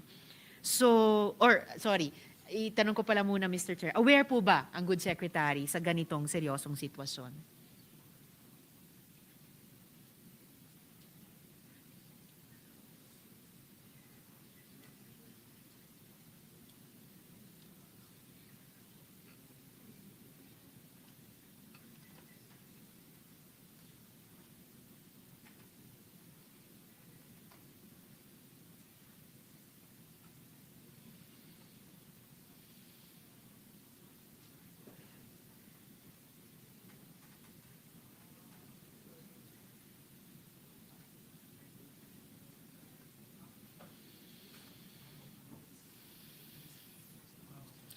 After this one. They're aware. Sorry, Mr. President, for the Yes, delay. Mr. I was Chair. just getting an update from NHA. They're aware po about the NLEX 8.2 segment, Okay. Mr. President. And medyo ano ho to, medyo very challenging because ang total ISF is about 28,900,000 families. Opo. Tama ba ito? 1,000 families. Busong. Very challenging talaga, Mr. Chair, at saka ang laki po ng potential for a public good na ma-generate, public goods na ma-generate pag na-resolve ito sa tulong at sa pamumuno ng DSUD. Kasi to set the record straight on how rules of humane settlement are being complied with and to address the integrity of the relocation process, posible kaya na ang DSUD ay kaagad mag-issue ng directive sa NHA Internal Audit Service na mag-conduct ng mandatory third-party monitored audit ng relocation process para sa proyektong ito para siguruhin yung compliance sa adequate consultation and social preparation requirements, Mr. Chair. Ang NHA naman, Mr. President, Senator Risa, nakita ko yung work nila. They're experts already pagdating sa relocation. Talagang may social preparation sila. They also look at the relocation site to make sure that hindi lang bahay, kundi may school, may daycare, may health center. It's close to the employment opportunities. NHA is sisiguraduhin nila na hindi lang po ililipat yung tao, pero yung paglilipatan ho nila ay hindi po makaka-apekto sa pamumuhay po ng mga tao. I appreciate that, Mr. Chair. Unfortunately, dahil din siguro sinabi nga ng Chair na very challenging itong situation, tumagal na. Ang tagal. Halos ilang taon na nating pinag-uusapan dito tuwing budget interpellation. At may ilang mga solusyon na isinusulong nitong nakaraang mga taon, wala pa rin talagang namumuo. So, kahit for the sake of argument, sabihin natin, i-concede natin na ganito yung mga katangian ng NHA, pwede nga kayang i-direct ng DSUD ang Internal Audit Service ng NHA na mag-conduct niyang mandatory third-party monitored audit, Mr. Chair. Baka makapag-generate ng bagong findings na hindi pa natin nakikita o bagong recommendation para sa solusyon. I-audit po yung process Yes, dito po Mr. sa Chair. Yung relocation and process. Relocation process. Yes, Mr. Chair. Para siguruhin yung compliance sa adequate consultation at yung social preparation din, Mr. Chair.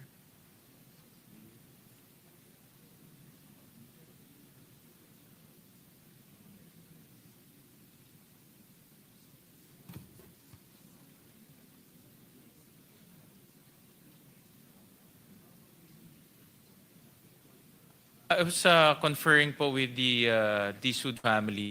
Meron din ho silang coordination with PCUP, yung Presidential Commission on the Urban Poor, because ang responsibility naman ho nila is to make sure that bago po i-relocate, makatarungan po yung kanilang relocation area. So they can be a good third-party agency para po tignan itong relocation process po ng NHA, particularly for this project. No? So we'll request from DSUD and NHA to coordinate with the PCUP on this matter. Alam Salamat, kong PCUP, very active rin yan. I've encountered many instances where talagang hindi nila pinapayagan kung wala pong proper relocation site. Opo. Salamat po para doon, Mr. Chair.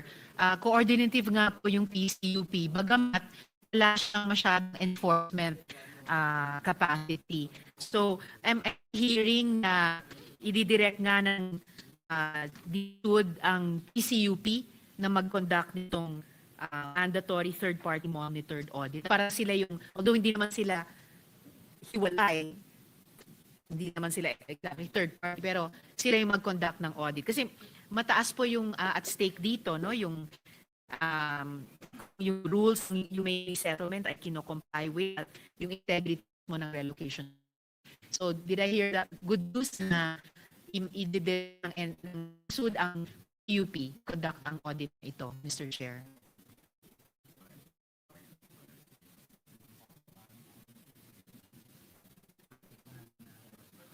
Suggestion that I made to the department dahil po PCUP is under DSWD, so at least merong check So good, and balance. third party nga may, po. correct. Third party may- nga po, Mr. Chair. Meron pong check and balance at walang conflict of interest. So the secretary agreed that he will write PCUP or request PCUP to do a third-party audit or a third-party some form of third-party engagement, and they will also consult with PCUP on that process to make sure that they are compliant. No? Maraming salamat para doon, Mr. Chair, at sa good secretary. Huling paksako na lang, huling tanong na lang, Mr. Chair, tungkol sa accountability at cost effectiveness ng in-city solutions. Senator Risa, just yes, Mr. Chair. very quick lang. No? I'm Nga po. looking at the mandate of PCUP. Saan yung plan? Saan? One of their functions is to plan and monitor programs and projects for the development of urban poor or communities in coordination with the agencies involved. No? So, pwede itong maging parang third-party auditor or third-party monitoring body dito sa project na ito. Maraming salamat, Mr. Chair. So, swak na swak, pati sa mandate ng PCUP ito. Thank you so much for that. So, huling tanong ko na lang po tungkol sa Quezon City Partnership at yun na nga, cost effectiveness ng in-city resettlement. So, Quezon City, being the primary LGU responsible for its constituents' shelter, has a long-standing proposal for an in-city resettlement partnership, offering cost-effective solutions like 800 peso monthly rental options to prevent job loss when people are displaced.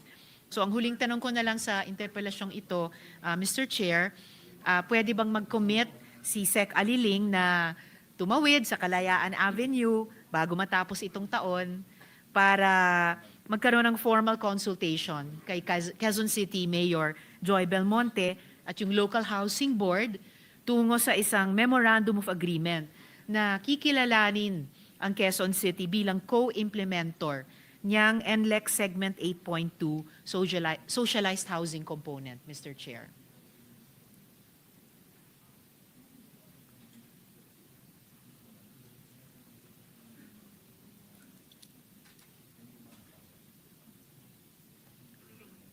So maganda naman po ang relationship ni Secretary Aliling kay Mayor Joy Belmonte, and yung Quezon City and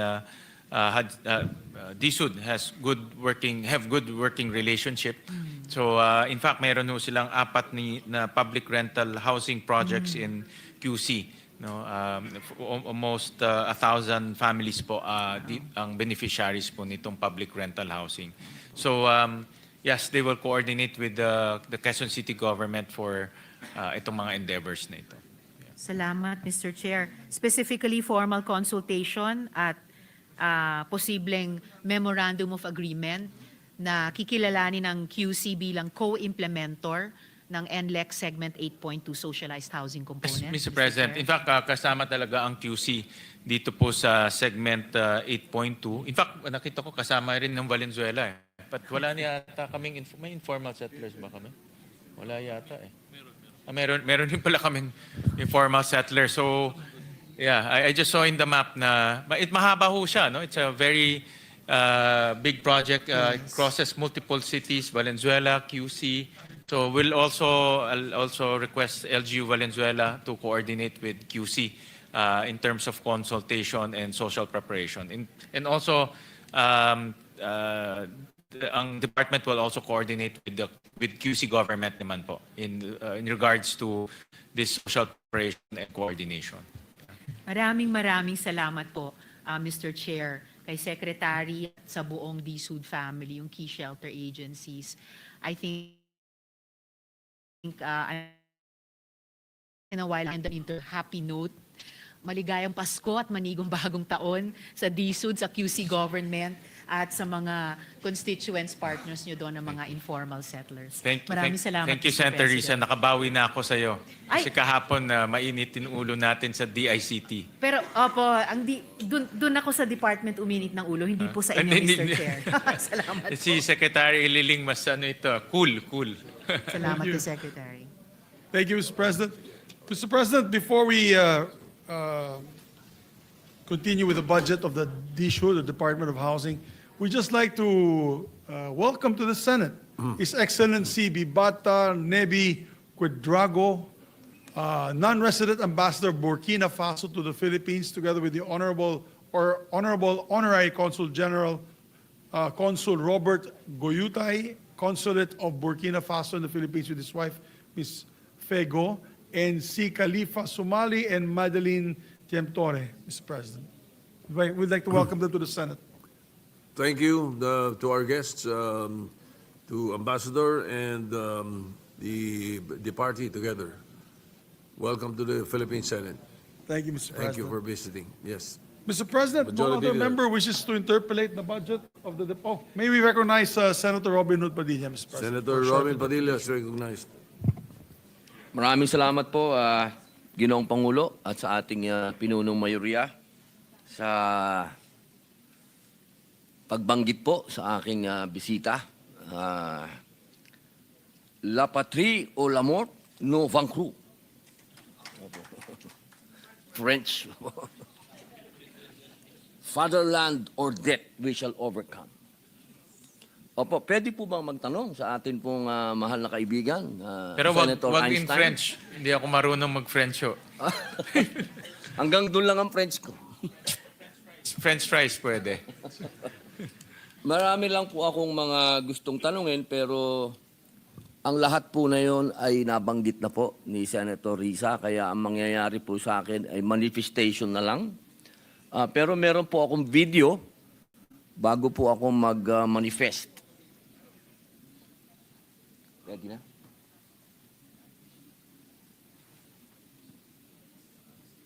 Sir.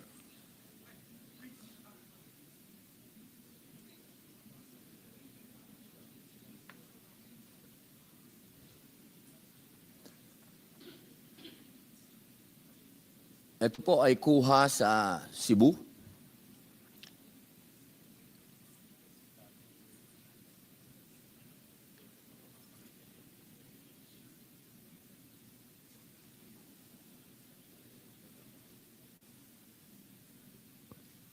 Na-interrupt po ang video, pero malinaw naman po doon sa video, nakita po natin na nakalulungkot po ang sitwasyon na ito, sapagkat dito po nagkaroon po ng Lina Law. At ito po yung RA 7279. Sa Section 29, ang sabi po doon, resettlement. Within 2 years from the effectivity of this act, the local government units, in coordination with the National Housing Authority, shall implement the relocation and resettlement of persons living in danger areas such as esteros, railroad tracks, garbage dumps, river banks, shorelines, waterways, and other public places such as sidewalks, roads, parks, and playgrounds. The local government unit, in coordination with the National Housing Authority, shall provide relocation or resettlement sites with basic services and facilities and access to employment and livelihood opportunities sufficient to meet the basic needs of the affected families.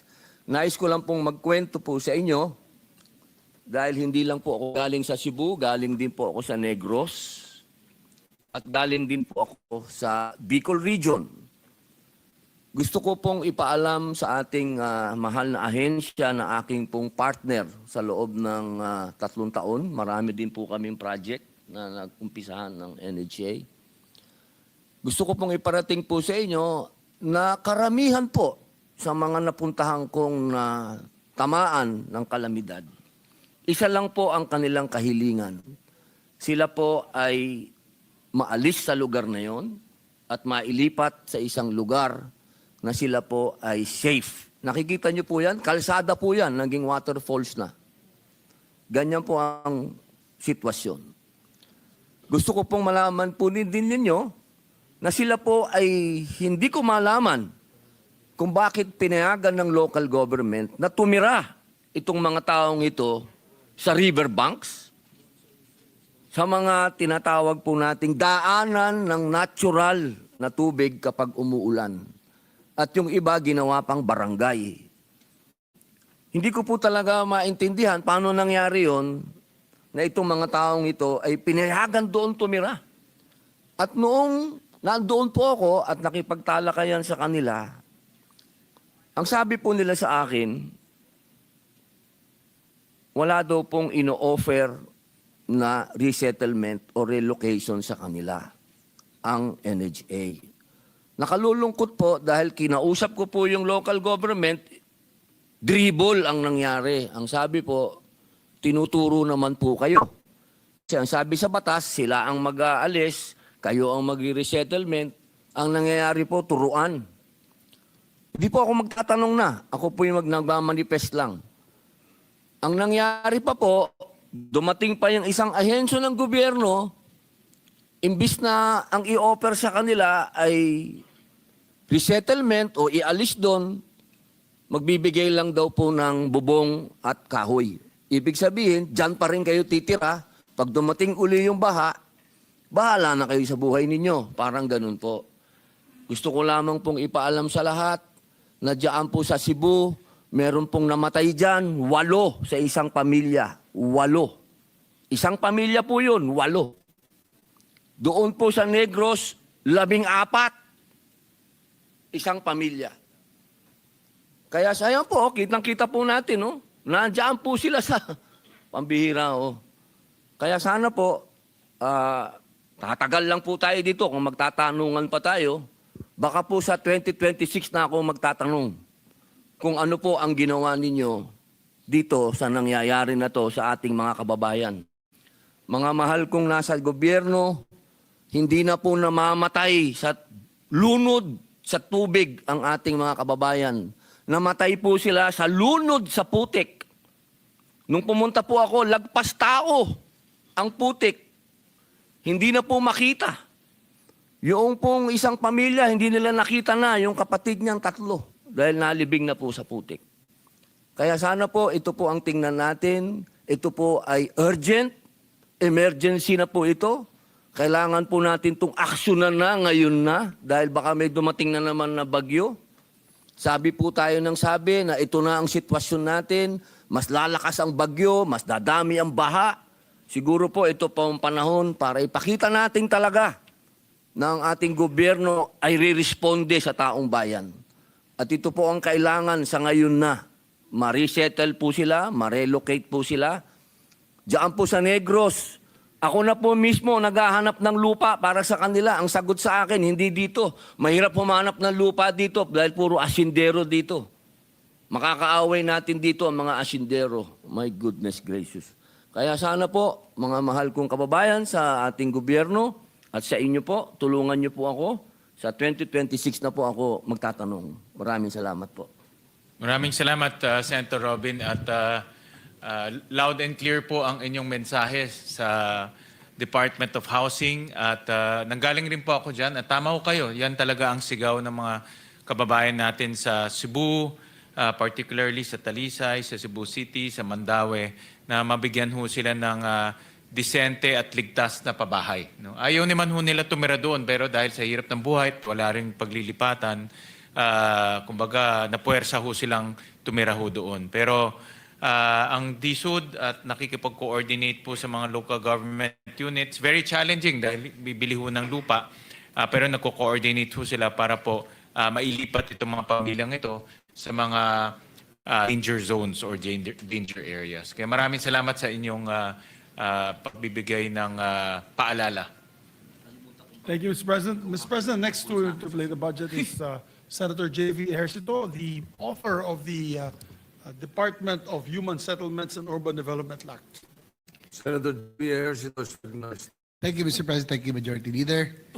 A pleasant afternoon to the DSUD family, our Chair, Committee on Finance, Senwin Gatchalian. Anyway, it has been 6 years since the passage of the creation of the Department of Human Settlements and Urban Development. It was passed in 2019. Of course, I'm very proud to have sponsored and authored this measure, no? Together with our colleagues here who supported. Of course, Enrisa was here. Then, Senator Zubiri was the majority leader, and Senate President Soto, no? Under his administration when we passed this landmark legislation. Together, it was also passed together with the Universal Healthcare Law. So these are two landmark legislations that we passed during that year. But sad to say that after 6 years, we still have a long way to go. Still a lot of challenges. Siguro alam po ng DSUD family yan. Hindi naman po lahat talaga, it cannot happen overnight. No? Wala naman pong magic na pagkapasa ng batas, gaganda na po lahat. Just like universal healthcare, now it is being felt slowly. And by next year, it will now be more effective. But it took almost 6 years for it to be realized.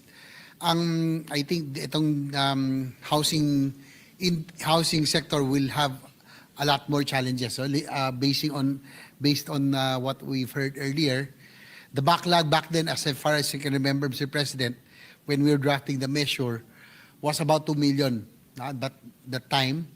And now it grew exponentially. Nasa 6 million na po ba ang backlog, no? As I was listening. So ang bilis ho ng paglago ng backlog if we do not really construct those houses. Kaya lang challenge talaga, no? Yung 1 million houses that was planned under the 4PH, under this administration, ngayon po magiging 1 million na lang until the end of the administration. But then being the principal sponsored author, of course, we have to make sure that this measure the program under DSUD will be more effective, no? Kasi nga we do not want, ang gusto natin walang matirang squatter sa sariling bayan. Anyway, just like to ask a few questions and on a few issues. Just like to ask us yung po mga yung mga bago can we know the names of the new USECs kasi panibagong familiar faces na po sila. Ang ko lang when we started drafting this measure ever since the Housing Summit, wala na ho akong nakikilalang familiar face sa kanila. So just a rundown, no? The key officials, can we have their names?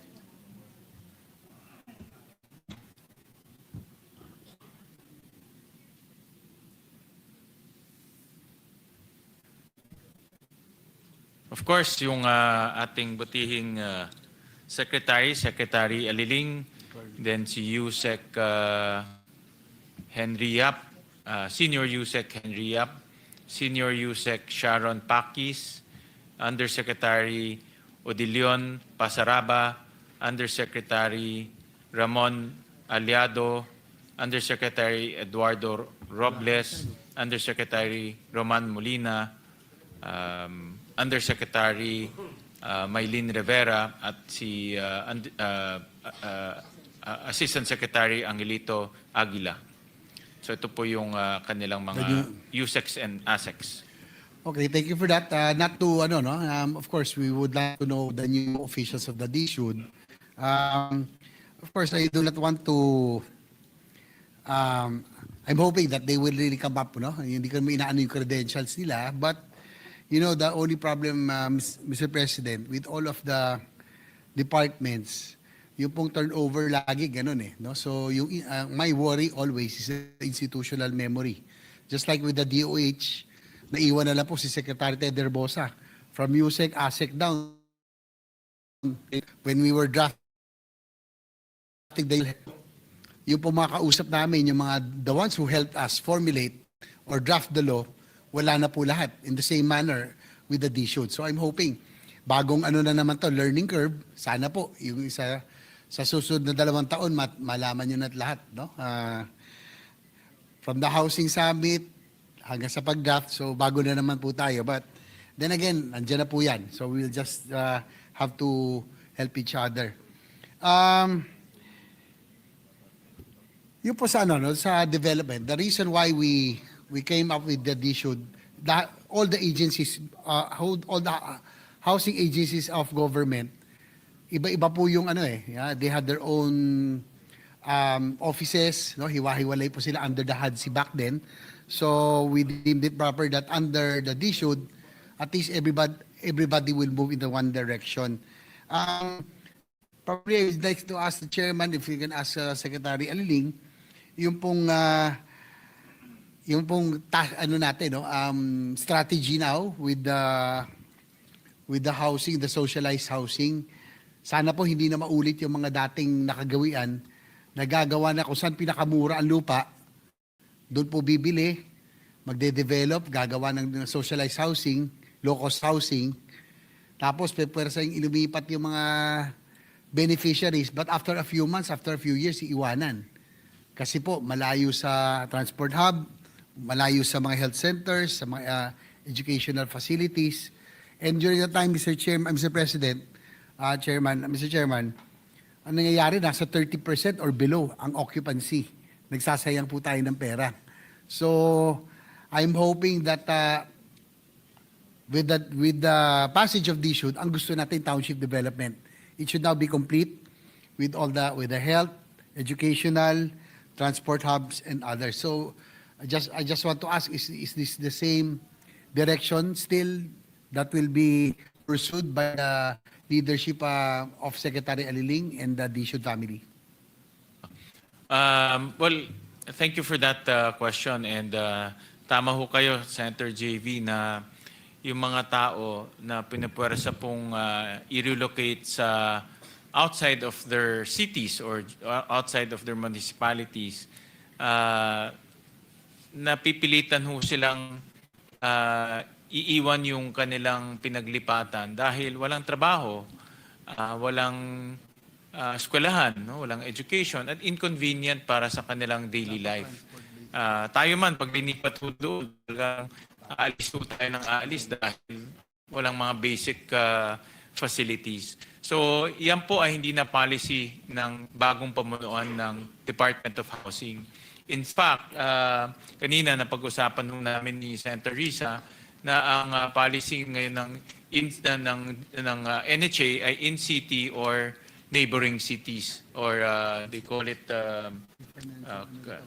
close city or neighboring cities. No? So yun po yung kanilang policy.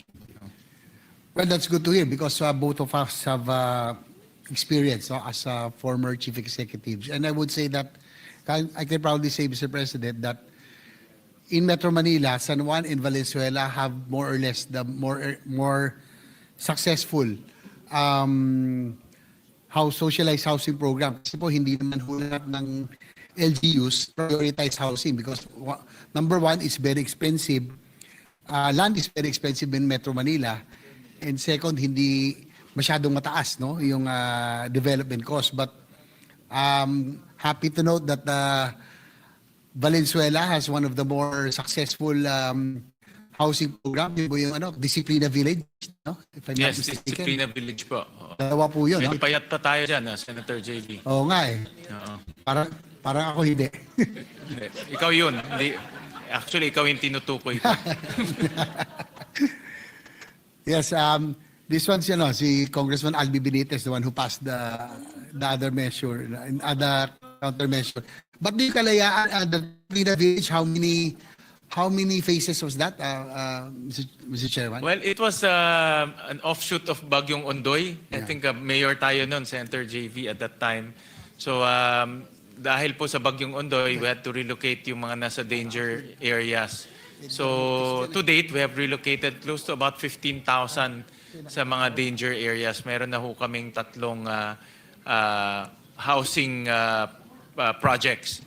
Pero sa amin ho, public rental housing, we rent it to them. No? Hindi ho namin, wala pong binibigay na ownership. So, but mura lang po yung renta, about 300 pesos. I remember this time you were the chairman of the Senate Committee on Housing, if I'm not mistaken, at that time nung binisita niyo kami sa Valenzuela. And that's worth, worth looking at, hoping that the DSUD family, Secretary Ling, would consider rental housing. I think will be very good also for Metro Manila right now. It was a very good example, the one that they built in Valenzuela. So sa naman, we built medium rise also, 5-story. This was this community, St. Joseph, was guarded by about 1,000 families or 5,000 inhabitants. But we were able to establish a 5-story socialized housing.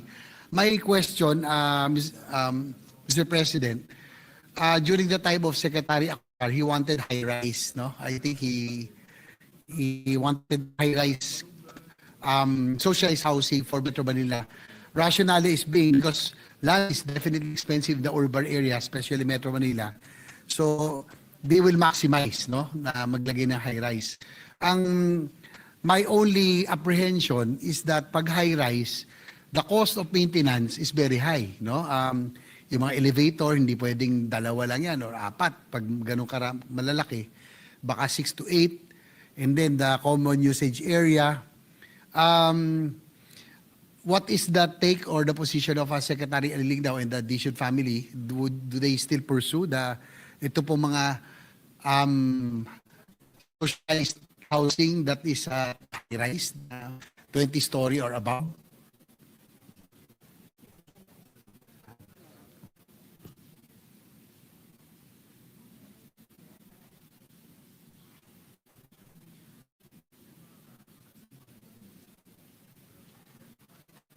So, tama ho kayo, Senator JV. Itong ganitong project ay hindi na itinuloy ni Secretary Aliling because the price points is beyond the socialized housing price points.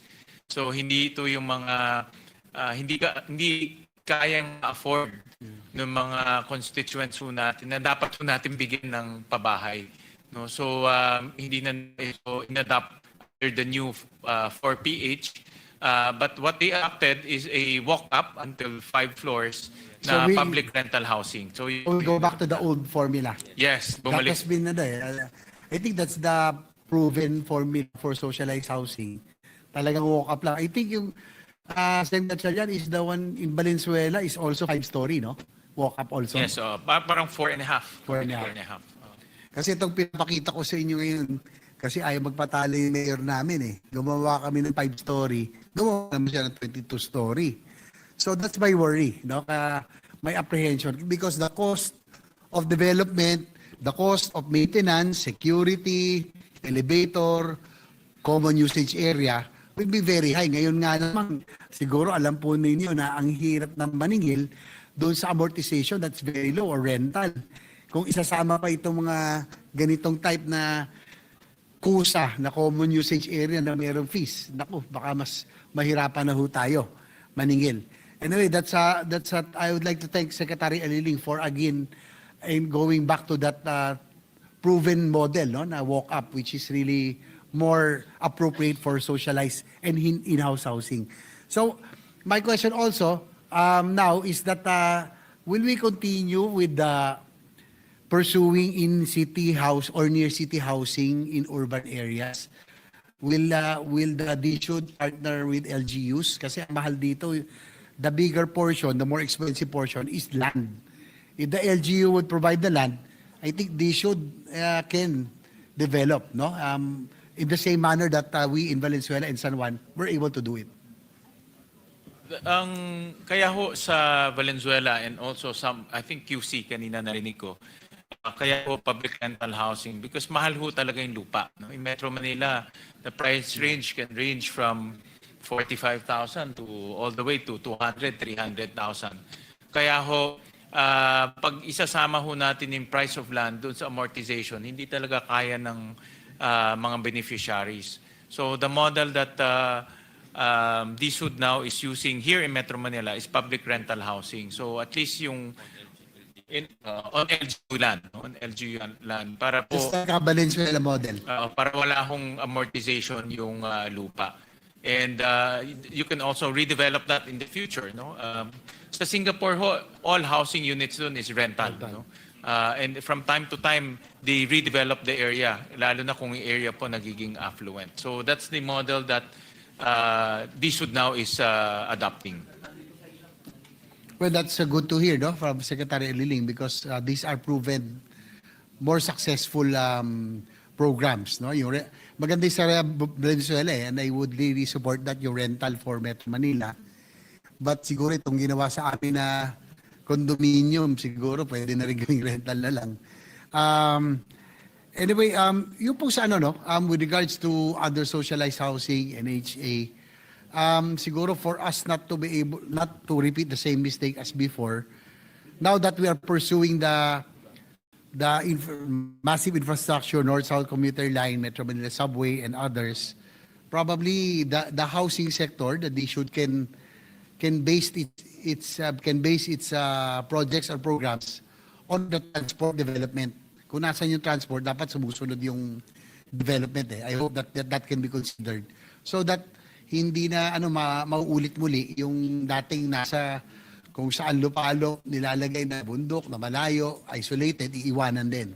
So that's just my 2 cents worth, no, to suggest. Now that we are now pursuing the railway system, highways, sana nandun din yung housing component. Yes, Mr. President, Senator JB. In fact, nakita natin yan in many pag bumibisita tayo sa ibang bansa, nakikita natin na yung mga tao nakatira sa labas ng metropolitan area and then nagko-commuter line sila papasok every day, no? Every day. Even in Japan, it's like that. In Europe, it's like that. So hopefully, pag natapos itong North-South commuter rail natin, that will be the offshoot na yung mga kababayan natin pwede silang tumira ng Bulacan pero everyday pumapasok sila gamit po yung tren. Thank you, Mr. President. DSUD OSEC requested 5.2 billion, NHA 38.83 billion, SHAFC 9.9 billion for the 4-page project. What is the reason why DBM did not fund these projects and what alternative plans are in line for these unfunded projects? Ano po ang magiging alternate ng or direction ng DSUD? Actually, Senator JV, well, thank you for that question. Kaya kung hindi nabigay dahil meron pa silang natitirang funding that will be carried over to 2026.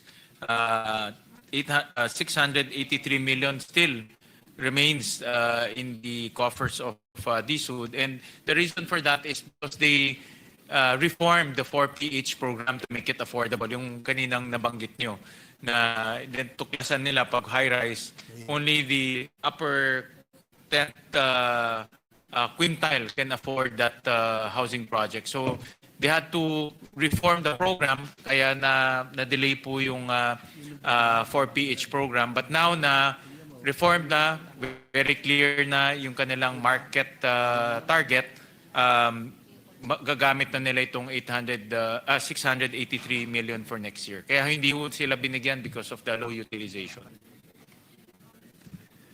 Anyway, I'll just go to be rest assured of our support. No, of course, we cannot let the department fail.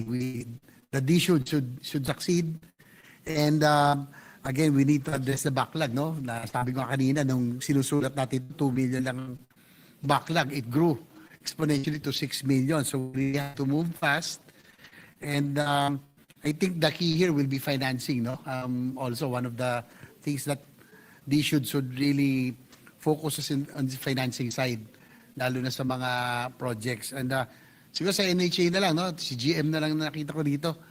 How was the, kamusta po ang production ng NHA ever since 2022 to at present? Did we improve the production of NHA?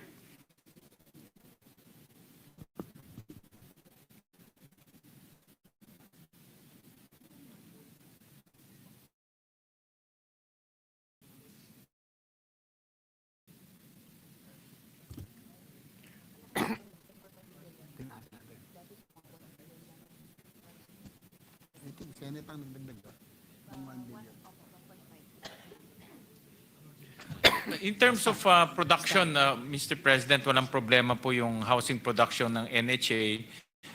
But admittedly, compared to the height of the budget allocation to NHA, at one point nakakakuha ho sila ng 10 billion pesos. But now, ang allocation ho natin is about 4.3 billion. No? So, it's really a question of fiscal space. Kaya ho hindi sila nakakahabol doon sa mga housing requirements natin. But beforehand, I'd like to thank Mr. President, first Chairman, our Finance Chair for adding Senate intervention of nagdagdag tayo na 1.5 billion. At least this is again still construction. No? We can be rest assured that yung ating spending kahit pa paano magpatuloy. And my support to the D-Should family, be rest assured of our support. We have to make this work. We have almost 2.5 years, but hopefully as the sponsor and author of this measure, I just want to be rest assured of our support, and di tayo dapat magpili dito, no? There are a lot of challenges, a lot of speed bumps, no doubt, but I think with the leadership of Secretary Ling and the D-Should family, I would like to profess my support to the department. Thank you, Mr. President. Thank you, Majority. Thank you, Chairman. Maraming salamat, Senator JV, to the father of the DSUD Department of Housing. Thank you, Mr. President. Mr. President, I'd just like to echo the sentiment of Senator JV, lalo na sa mga probinsya, Secretary, kasi ayaw nila ng high-rise doon. Gusto nila ng single detached. Kasi magtatanim ng malunggay, ng ano naman. And we're actually very successful because the NHS major projects now in Bukidnon. So we thank them for that. So, Mr. President, no other